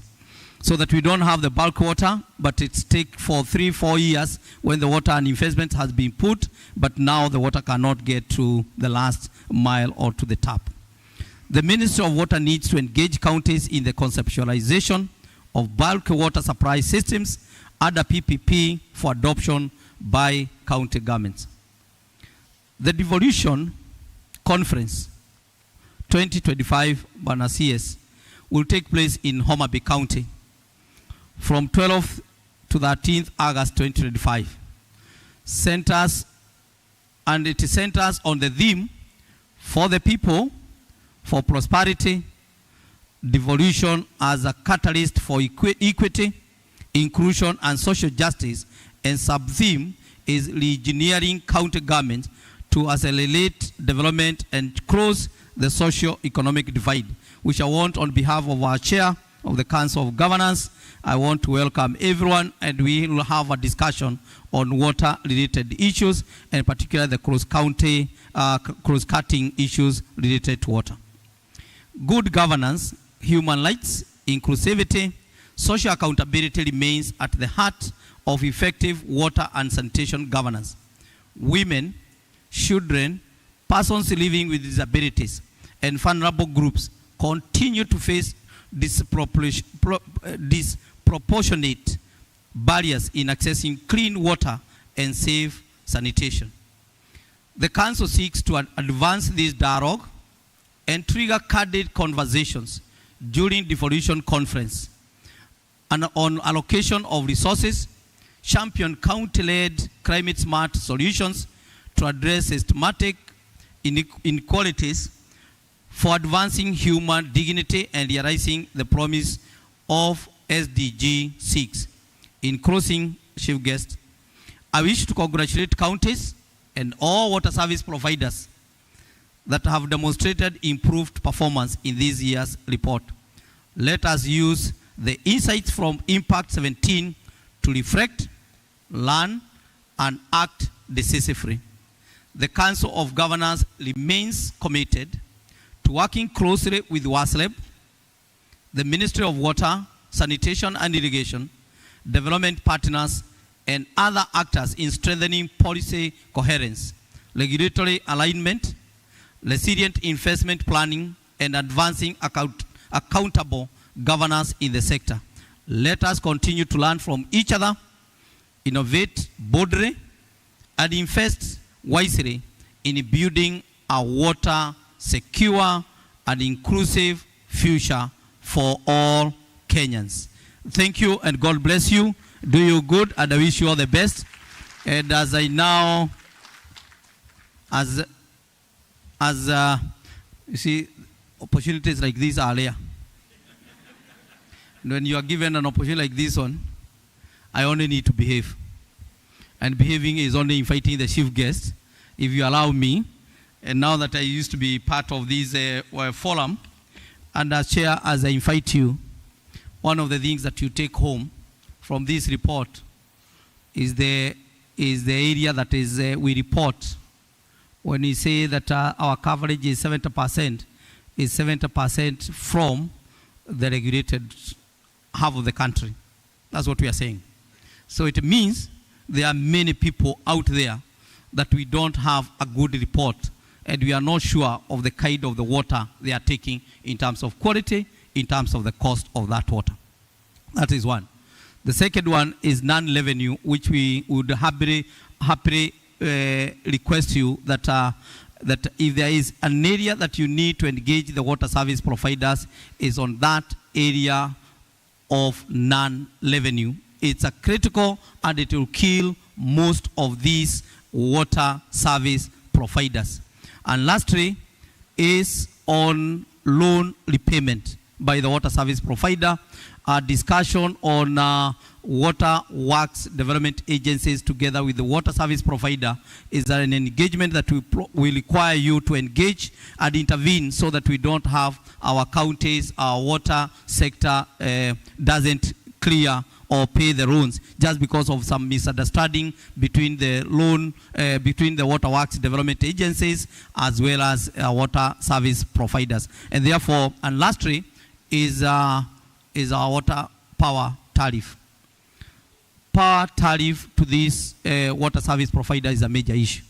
And it is only at your level so that we can be able, as we address the cost of water, if we want to reduce the water tariff or the cost of our water production, we must address the power tariff from Kenya Power, and that can only be done from your head. And with that, I want to add there, the rest will engage at the panel level, and I'm always ready to engage at any one time where there are issues, water service provider, if there are issues with the Council of Governor in terms of the payment of the county bills in our hospitals, in our offices, let us know, and we are able to intervene and ensure that the county government pay water bills for their own utilities. Otherwise, without payment, they will kill their own utilities. With that, God bless you, do you good, and I wish you all the best. And with that, can we start?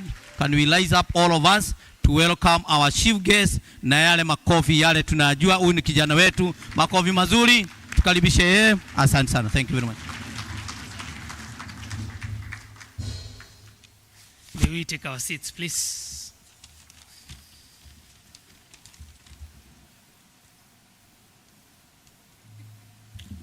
I want to use one of these because thank you so much. Wanamaji, habari zenyu? Unajua tuko Mombasa, hapa wanaongea Kiswahili. I have been lucky to stay here for quite a while, a few years, and have engaged on matters water, na pia wakanifundisha Kiswahili. Kiangalia masaa, the right greeting, we are around noon, correct? Sabal heri. Did I get right? Governor and my two PSS and the chair was Reb and the entire WASPA team, my CEOs, the chairs for the water service providers. I know we have MDs here, correct? Do we have TMs, technical managers here? Do we have them here? If you are a TM, please, let me see. technical manager of our water service provider. Today I'll be talking to you. And we know we have development partners. The people give us money. And also we have friends of water. Welcome all, and feel free to engage. Everyone who has stood here this morning is very clever. Can we clap for them?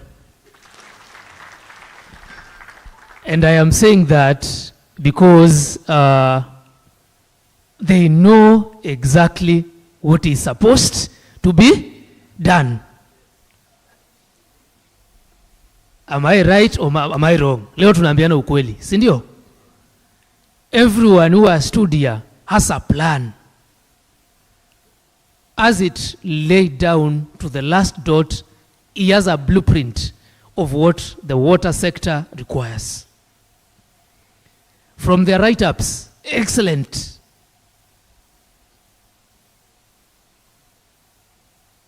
And that is very good. It means Kenyans are informed. But now, if I relate that to what has been presented here, that's why I find we have some laps. Governor, you will excuse me if I don't take your stand, because I have practiced in water for more than 10 years. So mimi sio mgeni kwa jijini kwa mambo ya maji. I have practiced at the water service provider level. I have practiced as a consultant for our agencies. Now I sit at the ministry. I have worked with development partners.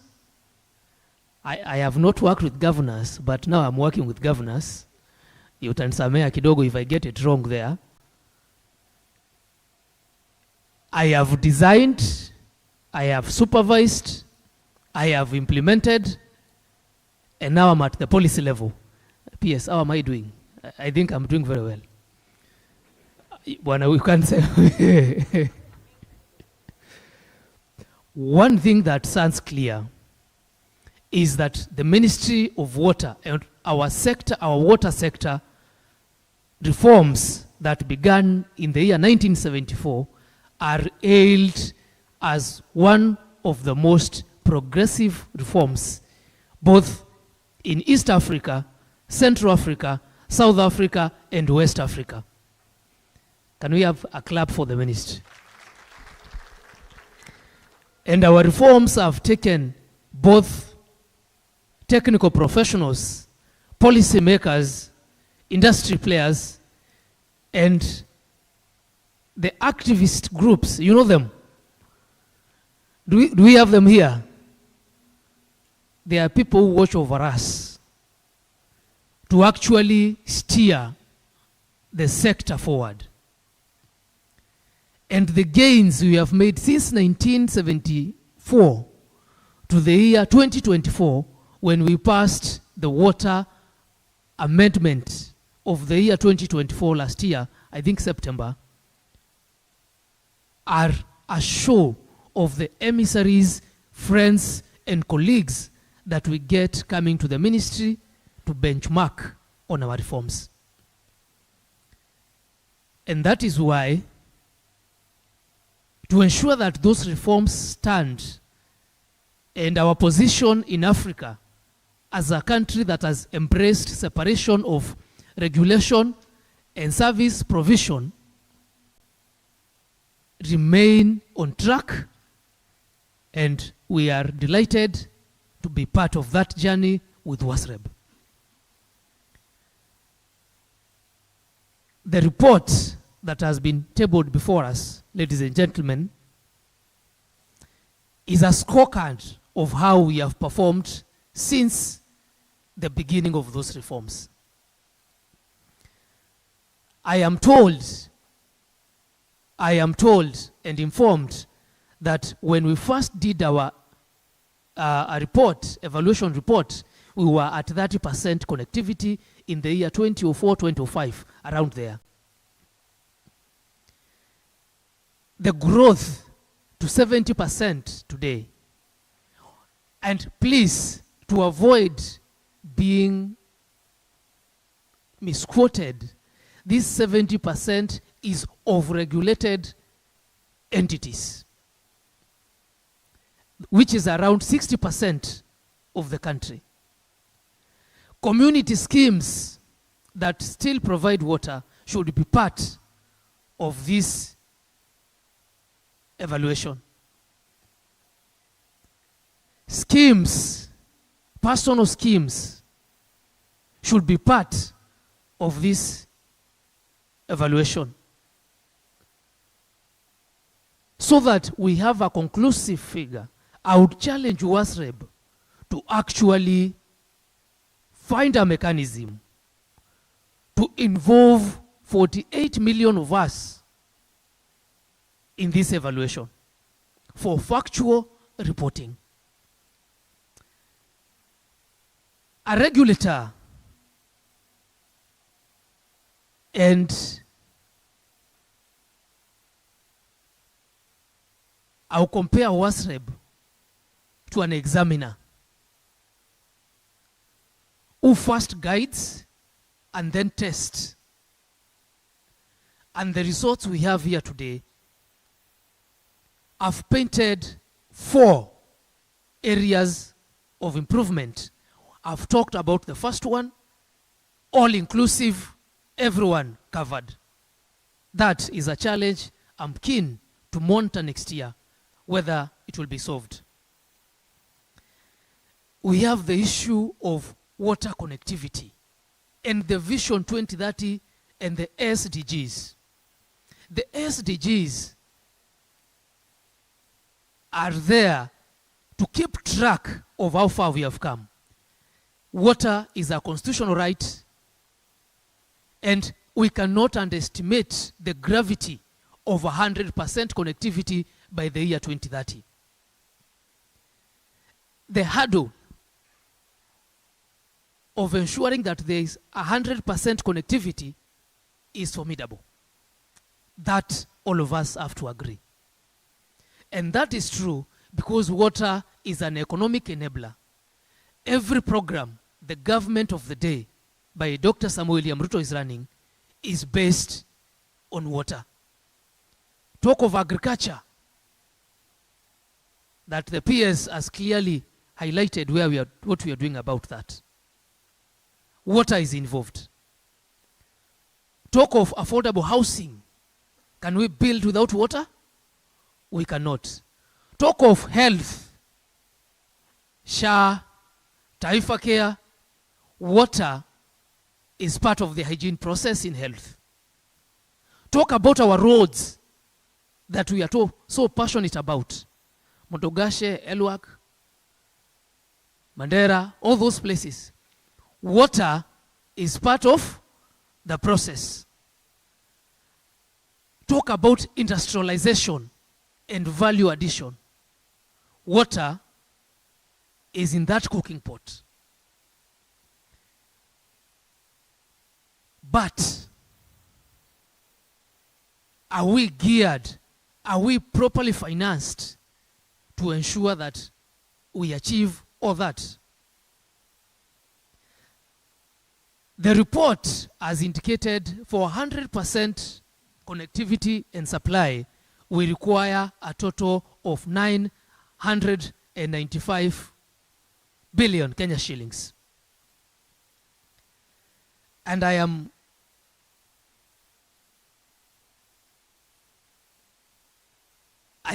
forced to be part of that resource mobilization. I am also humbled to be part of that journey at the same time. Because resource mobilization, Governor, water being a devolved function, must cut from the national government all the way to the county government. And I expect Governor Joshua to understand, because you have been in the water sector, that the 995 billion Kenya shillings is both national government and county government resource mobilization.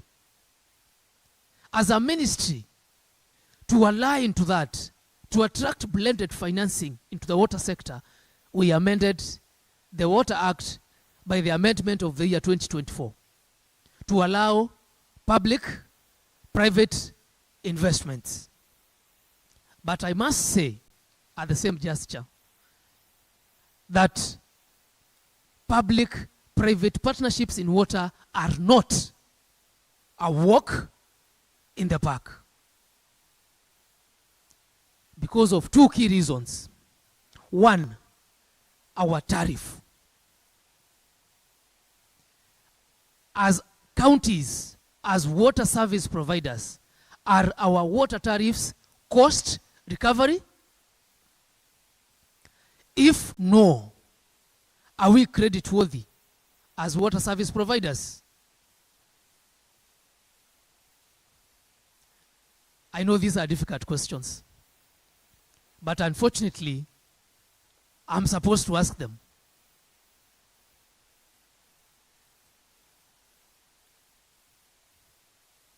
At the moment, the average tariff by WASREB for 1 meter cubic is between 95 and around 130, 150 Kenya shillings.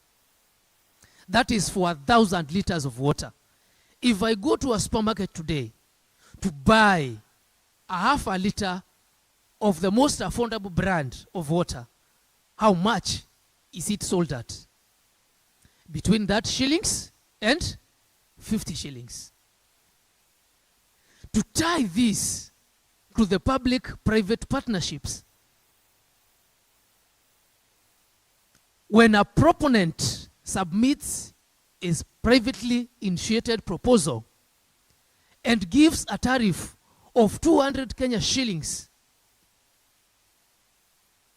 per 1,000 liters of water, we start talking of what we call a viability gap, because the tariff provides for between 95 and say 150. But also we have counties, we have water service providers seated here with a tariff of 60 Kenya shillings in 1,000 liters of water. That is our first challenge on blended financing, public-private partnership. Second, the process of tariff review. The process of tariff review should start at the county level. But because of political ramifications, we have politicized water. Because of other undue influence in the process, most water service providers do not have an updated tariff. But we have MDs in our midst. MDs, mkono juu tafadhali. Inua mkono vizuri bwana. Are you ashamed of being an MD bwana? You are a key cog in this process. Chairman of the board, water service providers. Sir, for example, which is your water service provider? Gusi Water. When is the last time you updated your tariff? Thank you, sir. Sometime? Please, yeah, thank you. I appreciate your honesty. Sometimes, back.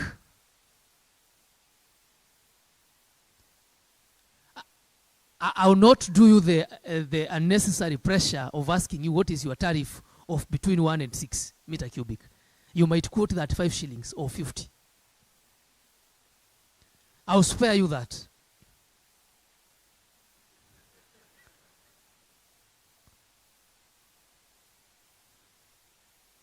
Water being a devolved function, it is the mandate of the county government, being the owners of water service providers, to initiate tariff reviews. And Governor, tariff reviews tariff reviews are what will make our water service providers become semi-autonomous. These are difficult conversations, but they have to be held. Water is a natural resource, just like oil and gas. Kuna mtu amekuja hapa kama gari ina mafuta? Did you negotiate with the pump? Who negotiated with the pump today? At the petrol station? No one.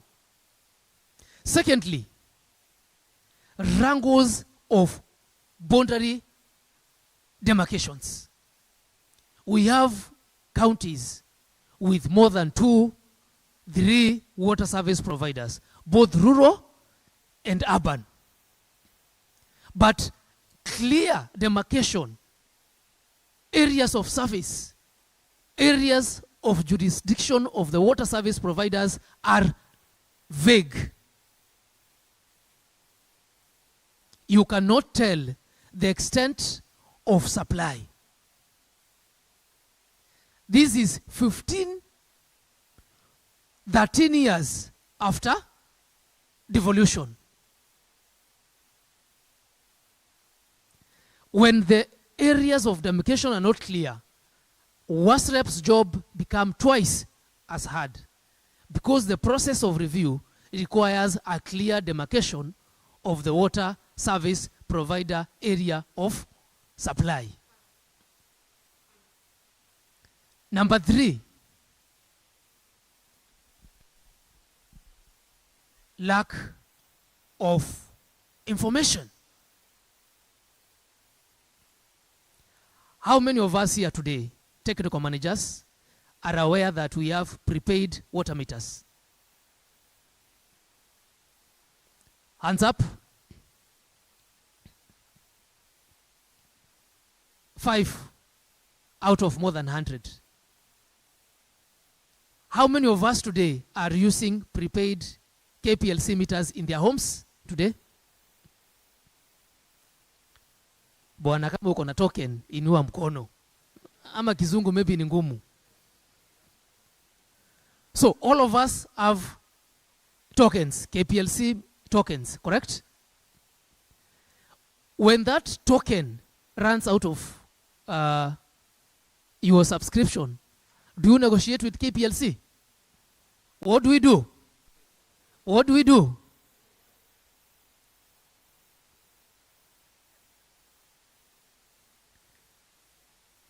Number 4, technology.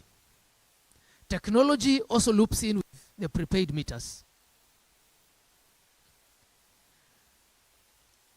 Most of us, most of our water service providers, and today I'm cutting across from the ministry to the county, have a mzee or an old lady who is the memory of the water service provider network.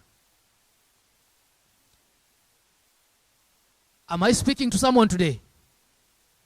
Because I realized all of us stand here and read things, but we are avoiding facts on ground. If you go to Kusi today, the TM will tell you, if you want to understand our system, we have to call so-and-so, who is 58, 59, or even 62 years, as an extension. Because he's the institutional what? Memory.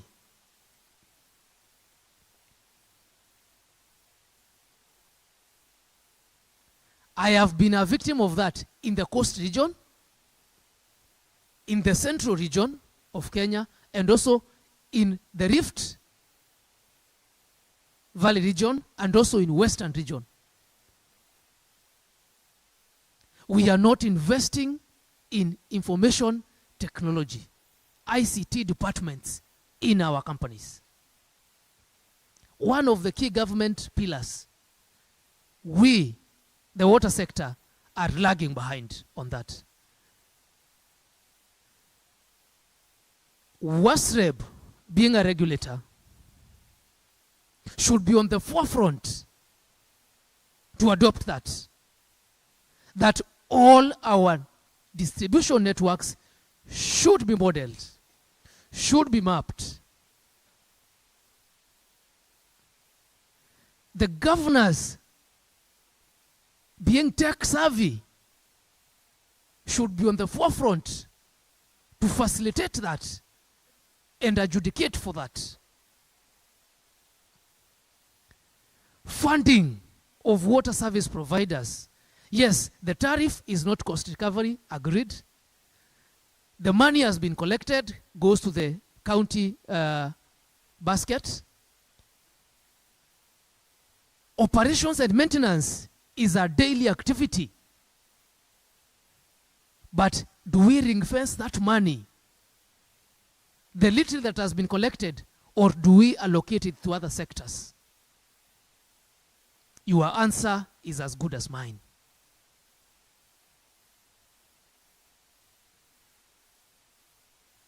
The bottom line of this conversation today, as we look at our scorecard, is to interrogate the factors that have led us to these results that we have today. The results are progressive, yes. But are we there yet? Munaogopa kujibu. Are we there yet? Are we there? You cannot treat a disease if you do not deal with the underlying what? Causes. And because today is a day to evaluate, the ministry is in the forefront of doing key programs. We have just in the verge of finishing Kenya Towns, where we have done more than 25 bulk programs. We're in the verge of starting the national urban programs, where we'll be doing 25 key programs at different agencies. And these programs will incorporate both water and the sanitation component, which, as clearly indicated in the report, has lagged behind for far too long. Basic connection, we are at around 93%, but safely managed sanitation has become elusive both at the national government and at the county level. And we are making a call to our counterparts in the county governments that whenever you have a water program, you need to have a sanitation component alongside it. The reason why sanitation has lagged behind is because the Department on Sanitation has been hopping from one ministry to another. It started 1974, Alima, you are the institution of memory because we cannot model you. Otherwise, we would have modeled him. 1974, it was under the Ministry of Local Government. It then moved to the Ministry of Health. I don't know whether they didn't know that once you take some water, you must have a component of what? Wastewater. I know all of us, tukitoka hapa, our bathrooms will be busy. And that has made that section lag behind. I think it came back to the ministry in the year 2017, 20, around there, 2017, 2018. And now it is our policy amongst us to ensure whenever we have a water project, we have a corresponding waste water project. I know I have given people a lot of stick on the same. But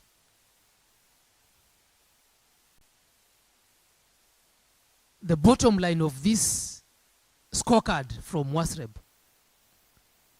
tells us that our interventions of non-revenue water are yet to bear tangible fruits. We are losing more than 11 billion Kenya shillings on unrevenue water. That loss mostly occurs at the water service provider level. And we have to be honest with each other, because we are a family today of water. And that is because of two key reasons. Technology, we have shunned away from technology. Our meters are volumetric. We have no electromagnetic meters. We don't want to adopt ultrasonic meters that are prepaid. Secondly, laxity at the operations and maintenance department, especially on what we call physical losses. That is losses that you can see. And that's why today I said I will not read. What is there to read? Everyone who has been reading is very clever. But we have to face issues as they are. Every board chair of the water service provider in this meeting, you have the responsibility of hiring the team. Correct me if I'm wrong. You hire the MD, correct? Sasa board chairs wameingia mitini pia. Board chairs, do you hire the MD? I just want a yes or a no. Board chairs, do you hire the TMs? Board chairs, do you hire the commercial managers? Why then don't we put them and task? Whenever there's a leakage reported in Nairobi, the water service provider is called. If I open my social media feed today, especially on X, someone somewhere is always reporting a leakage. But we are part of what I call, instead of being proactive, we only act when there's a leakage. And that can take between, the response time can be between 6 hours to even as 24 hours. And the man responsible for that job is a man we call a technical manager. So my challenge, ladies and gentlemen, to curb the NRW, let us have the right technical managers. I see the managers are worried. Why are the managers worried? Or you are not expecting this? These are conversations that should be held. So board members, when you get home, the first question to cure the menace is, do you have the right team? Do you have the right team? Number two, the right team will adopt technology. If you have an institutional memory, Alima, I'm not talking about this, I'm saying those that carry networks in their where? In their heads, discard.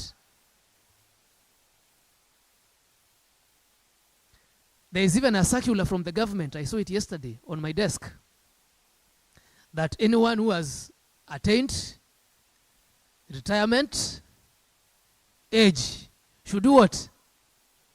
Should do what? Whether you have the institutional memory or not. Whether you are the one who started the treatment plant or not. Whether the company cannot run with you or without you, and you have achieved that age, please exit, so that we make room for young, technology savvy people into our water service providers. The advantage of being young is right now, to survive, you have to know how your sector is doing matters technology. And because I know people are looking at me very hungry and also angry, you know, they say a hungry man is a what? Is an angry man. And I'm standing between you and your lunch. Hey, sugar levels are really low, eh? It's fine, I'll just finish. But I'll make a clarion call as I end this. The WASREP CEO has been very kind. He has not called a spade a spade. He has not called a spoon a spoon. He has danced somewhere along the line with statements of there are those who will get rewarded. Does it mean there are those who want to get rewarded? As the PS has said, to hold each other accountable is we need a list of top performers so that we applaud them, and a list of, I won't call it shame, those who are leading from the other side. You know, if you reverse that list, you will find some are leading from the front and the others are leading from, my PS call it a list of shame. No. I'll call it a list of, everyone is leading. Everyone is leading. And that will motivate these people, because I know here sit professionals, engineers, economists, accountants, even doctors, so that come next year, wherever we gather, you can always be leading from one side or be leading from the other side. But I'll give you the commitment of the ministry. It's very interesting. Someone left their phone here and it's my babes is calling. So you might find yourself in trouble. Just saying. I won't hang up. So I'm not lying, man. It's the same.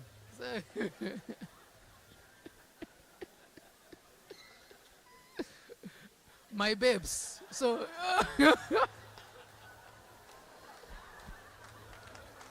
don't find yourself in trouble. Please answer that one. That is very serious.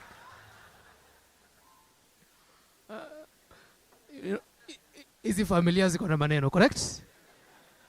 Si ni kweli? So let's allow the good journalist to ensure that as we are okay in the conference, she is also okay where?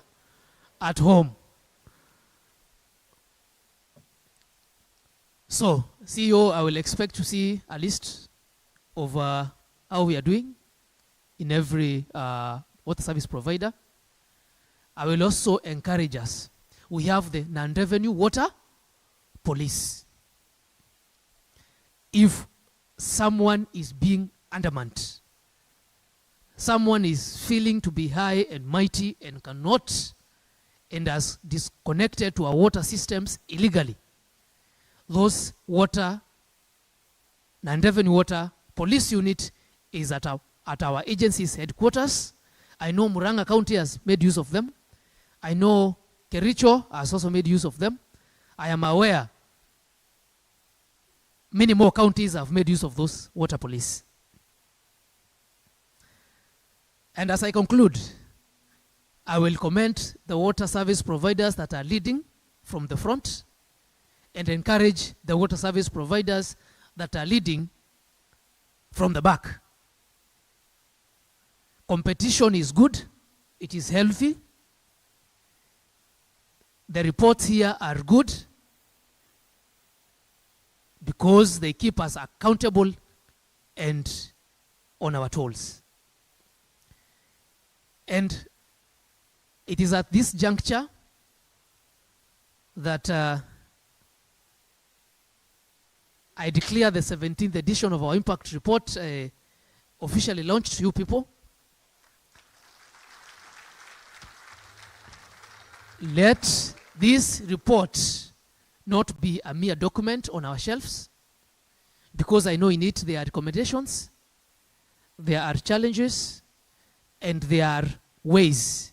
I encourage us to benchmark from one another and to share experiences and knowledge at our different water service provider levels. And above all, remember that the water ministry is a service ministry. Our impact is felt immediately or not felt at all. Thank you so much. May God bless you, and may you have a very wonderful conference ahead. Asanteni sana.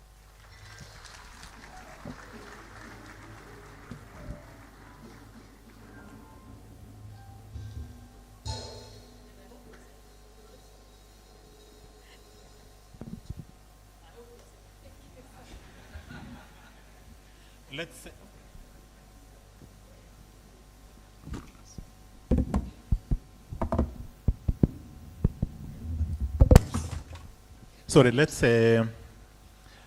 we want to appreciate the CS for those very candid remarks, and all of us that have made remarks before him. Thank you very much.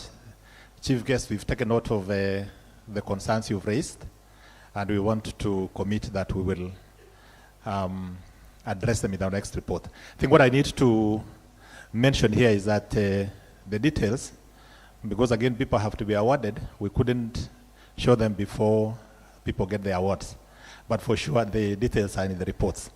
As we ask the CS to officially unveil the report, let me apologize. When I was doing the introductions and acknowledging the different groups present, I forgot to mention a critical constituency.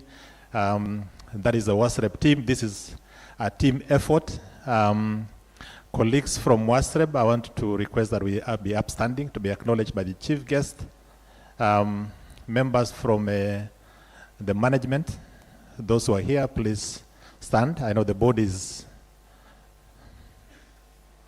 So CS, that is part of the team that is behind this process, and we really want to appreciate all the effort that has gone into this. Yeah? Yeah, we were dressed for this occasion, so the gentlemen and the ladies have a dress code. Thank you, colleagues. You may take your seats. The chair had been introduced, but we also have the board. So could I ask members of the board from WASREP to kindly start? So CS, this is the team that oversees management, of course with the chair and the other board members. Thank you, directors, for your support this far. CS, we want to ask you now officially come up so that we can officially launch the report, and I want over to Michelle to take us through that.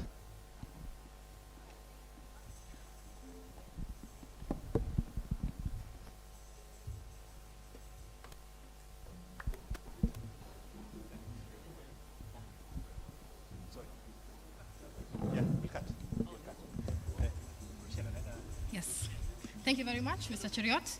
Yes, so we'd like to kindly ask the CS to move down to the right of the stage for the unveiling of the report. All right, alongside the CS, we'll also have the two PSs, Mr. Korir, Mr. Ephantas Kimodo as well, as we head to the official unveiling of the report. And before we do that, let's also acknowledge the presence of more guests who are with us here this morning. We have Dr. Hosea Kili. He is the CEO and Group Managing Director of the County Pension Fund. He is also a keynote speaker in the conference and will be speaking later this afternoon. Dr. Hosea, thank you so much for being with us. Thank you so much. Maybe you can stand and wave to the crowd. A round of applause, please. Asante sana. We appreciate your presence here with us. We'd also like to acknowledge the presence of Engineer Shama Kiteme, the president of the Institution of Engineers of Kenya. Engineer Shama. Thank you so much. And representing the Governor of Mombasa, we have Waziri Emily Achieng. She is a County Executive Committee member in the Ministry of Water, Natural Resources and Climate Change Resilience in Mombasa County. Asanteni sana.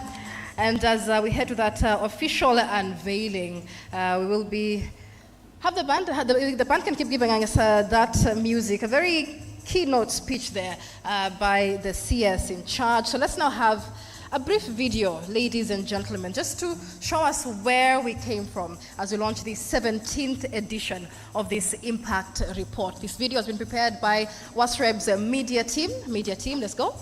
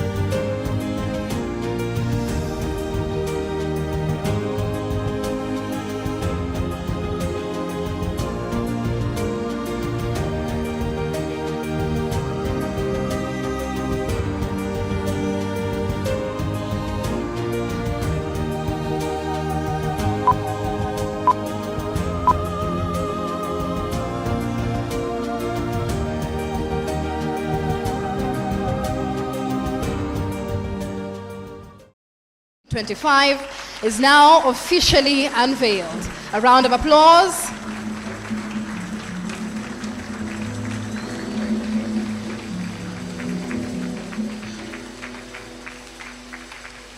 Asante sana, Mr. CS. They are officially unveiling the 17th edition of the Impact Report of Kenya, one that will help the water sector track what has been done so far.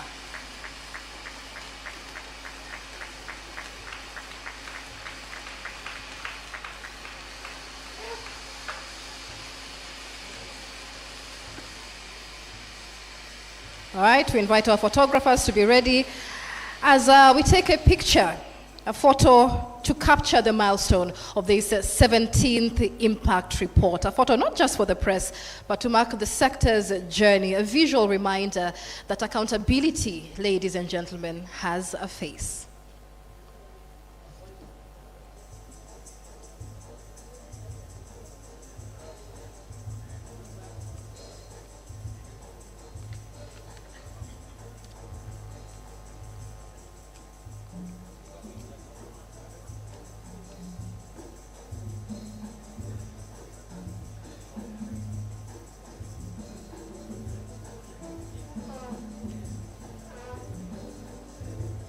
All right, asanteni sana, Mr. CS and your PSs. You may be seated, and they are holding copies of that impact report as we take another picture for not just the CS, the PS, but also members from WASREB as well.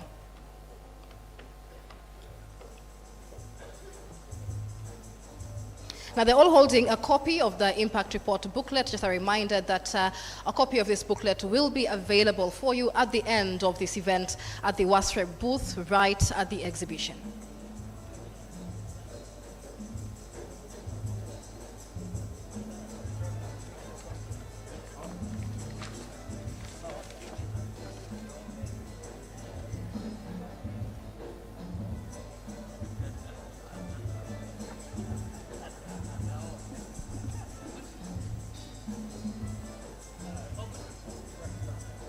All right, another round of applause.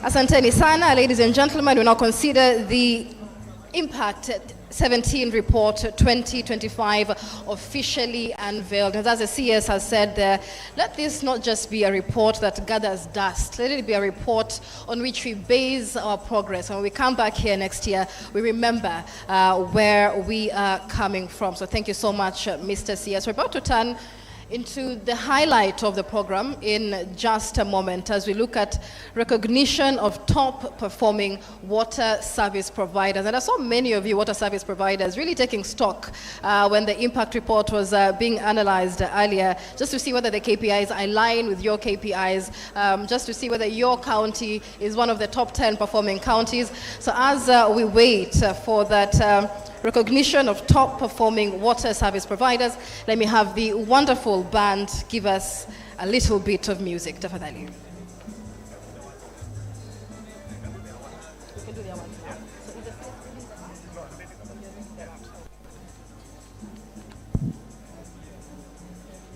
All right, ladies and gentlemen, so we're about to get to that award level. And so these are the institutions that have essentially gone above and beyond in governance, in efficiency, in service delivery. And so today we are saying performance deserves recognition. And maybe, as the CS said, the non-performers also perhaps may deserve recognition so that they may learn, take pride and responsibility from those that have gone ahead. So let me give it up to Mr. Richard Cheriot to take us through the award ceremony. Thank you very much. So we quickly want to appreciate the winners. The details will be in the booklets we will share after this. We have 23 trophies, chief guest, and I want to start with the best utility in governance, and I would want to ask one of the partners who's really been supporting us on this, Gatsby Africa. I saw the county director here to present this. And we have it in two categories. We have the best utility in governance for the private utilities, the four that I said, and then the best utility in governance for the public utilities. So, Bwana Wario, please. So the best utility in the private sector in governance is Tatu City. Do we have anyone from Tatu City? Yeah. So thank you very much, and congratulations Tatu City for that well-deserved award. Continue keeping governance high, Tatu City.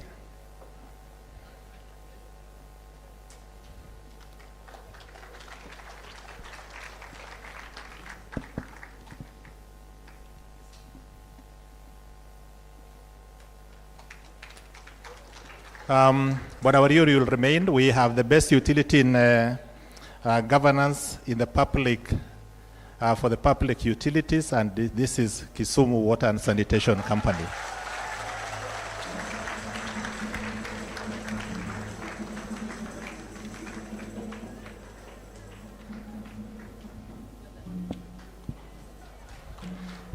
Congratulations, Kisumu, for that. Let's appreciate them. It's a big team. The chair of the board and the MD. And this has no link with your being the chair of WASPA. So, pongezi Kisumu team. So that is the chair of Kisumu Water and Sanitation Company, the MD, and the manager of corporate affairs. Pongezi Kisumu. Thank you very much. The best utility in reporting. I want to invite the CEO Kewasnet. I saw Malesi Shivaji. You will hold us into account in terms of reporting. Please come forward to present the award to Tetu Abadea Water and Sanitation Company.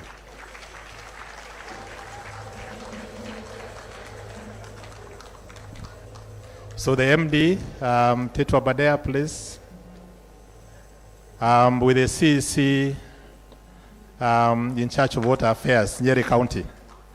Bwana Kinywa. Yeah.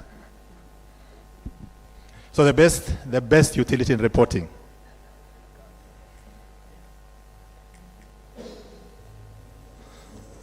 Mwana Wanjau is the MD Bwana Kijwa is the CEC, and that is the chair of the board of directors of Tetua Badea.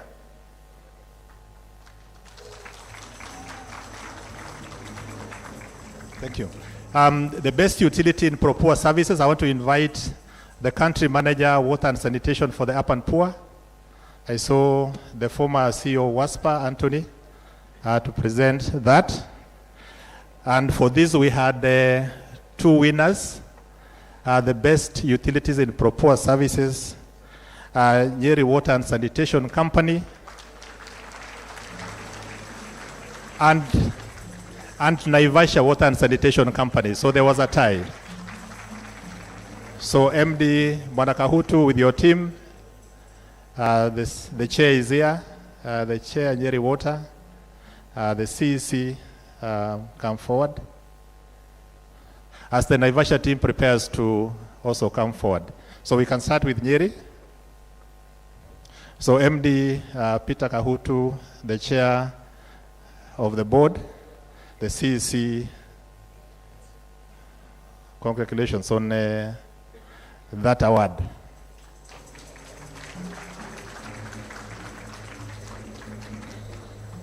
Asanteni sana, well done Nyeri Water. So this is Naivasha, MD Bwana Wahome, and the CEC Nakuru County, Dr. Mara. So pongezi Naivasha County. Let's keep up the good efforts in issues of pro-poor services.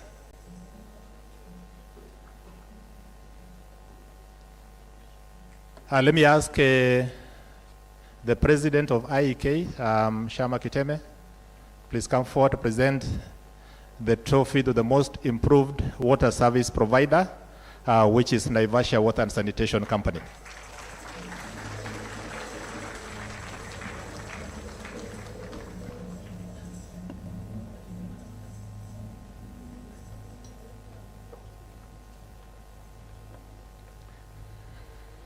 So thank you very much, IEK, for the partnership, and well done, Naivasha Water, on being the most improved water service provider. Thank you, Engineer Shama. We go to the winners. We have 9 regions, and we have a winner for each of the regions. Let me start with the top utility in Lake Victoria North region, and ask the Chief of WASH, UNICEF. I saw UNICEF. Yes, please. The Chief of WASH, UNICEF, to present that to Kakamega Urban Water and Sanitation Company. I saw Engineer Okol and the chair.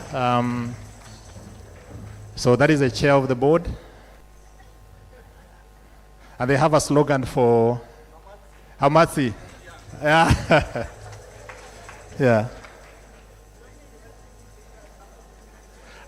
Plus Waziri. Yeah. Well done, Kakamega.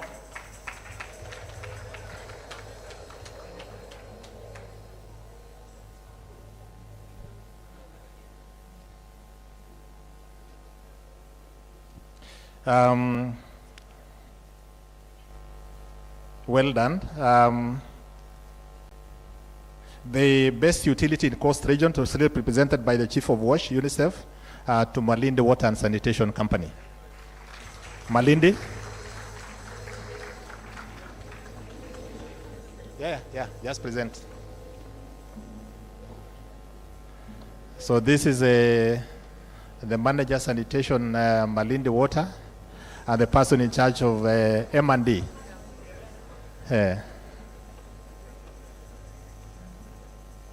Well done, Malindi, for being the best utility in the Coast Region.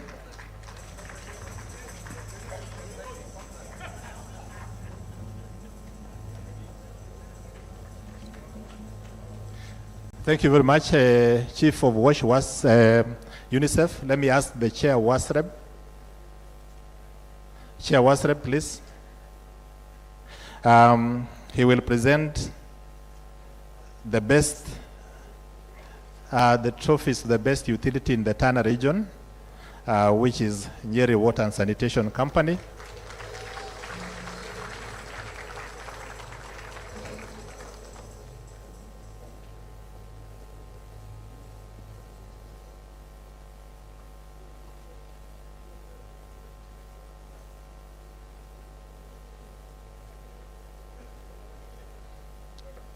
Well done, Nyeri Water, for emerging the best out of the utilities in the Tana region.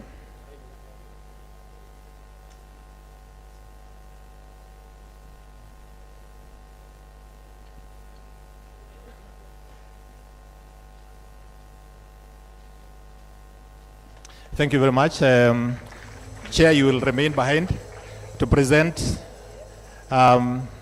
the award to the best utility again in the Lake Victoria South region to Kisumu Water and Sanitation Company.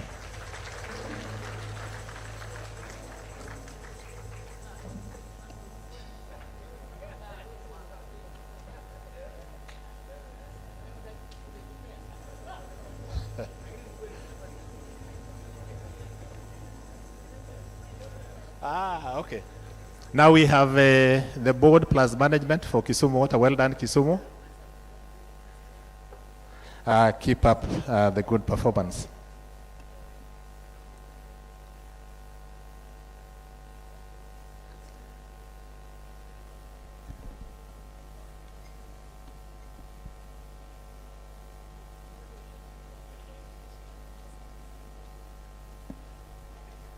Thank you very much, Kisumu. Well done, and thank you, Chair Wasreb. Let me ask the Water Secretary, Engineer Lima, to please present the next set of awards. The best utility in the northern region to Isiolo Water and Sewerage Company. Isiolo, the MD and your team.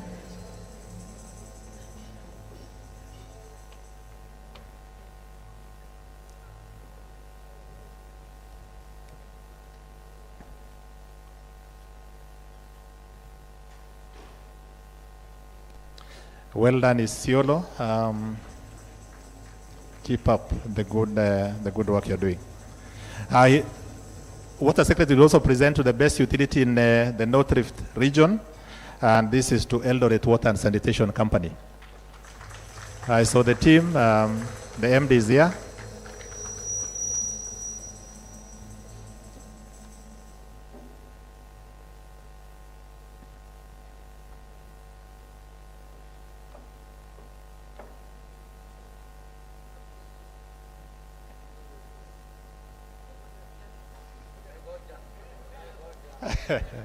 Yeah.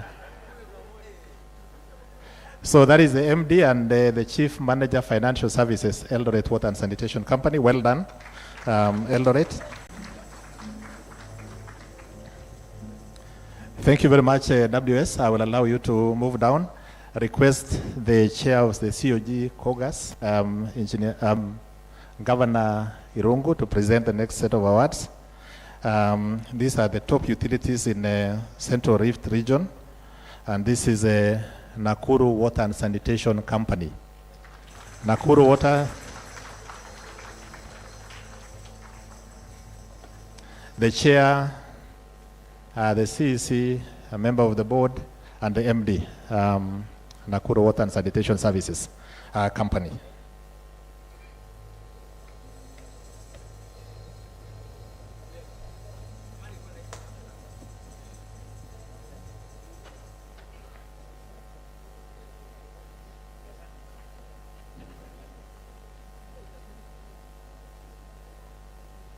Well done, Nakuru Water and Sanitation Services Company. Keep up the good work. Thank you very much.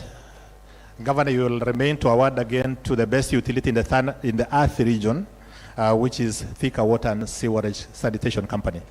Thika Water, MD and your team.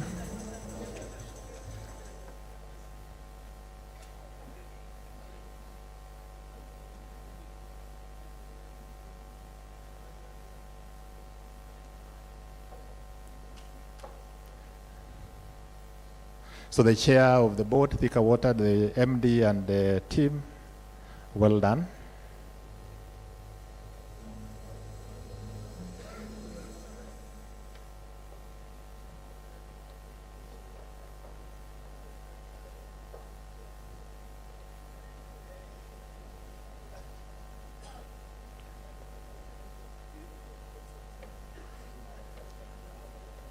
Yeah. It's a big team. Wengine wakuje pande hii.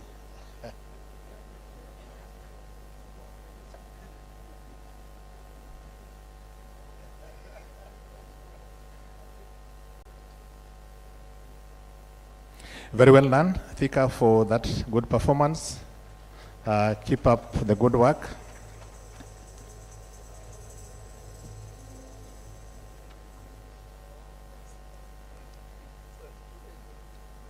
Let me request the PS Irrigation to kindly present for us the next set of awards, please.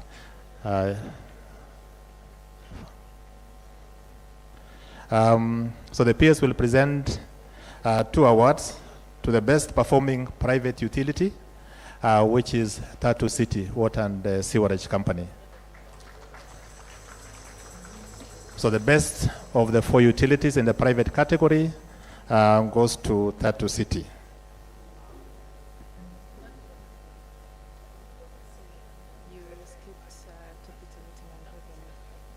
Oh, okay. How did I?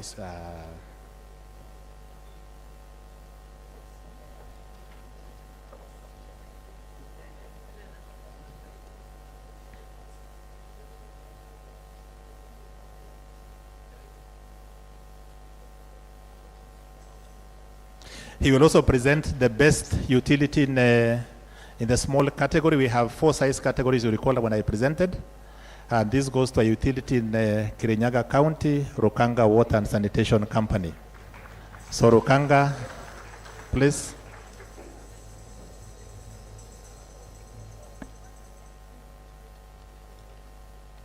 Anyone from, the MD is here. Manajoroge.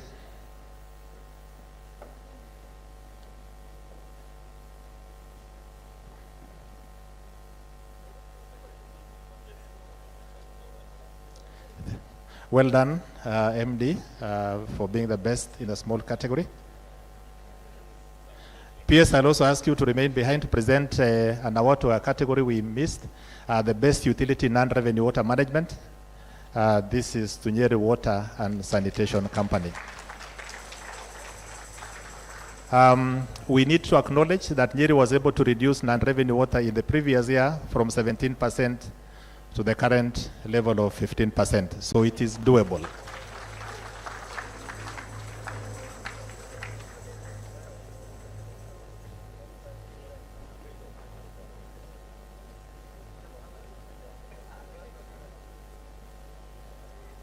So we can spread to this side.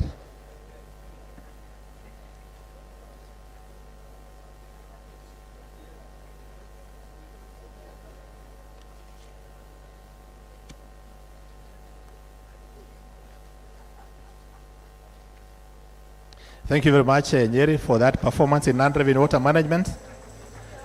We are getting to the tail end of the award ceremony, and I want to ask PS, Water and Sanitation, Mr. Julius Kurer, to present the next set of awards.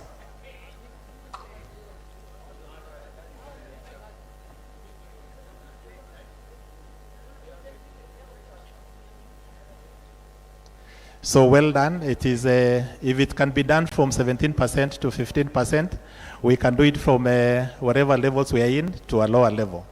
The PS Water and Sanitation will present awards to the best in the medium and large categories. The best utility in the medium category is Kapsabet Nandi Water and Sanitation Company. This is the MD.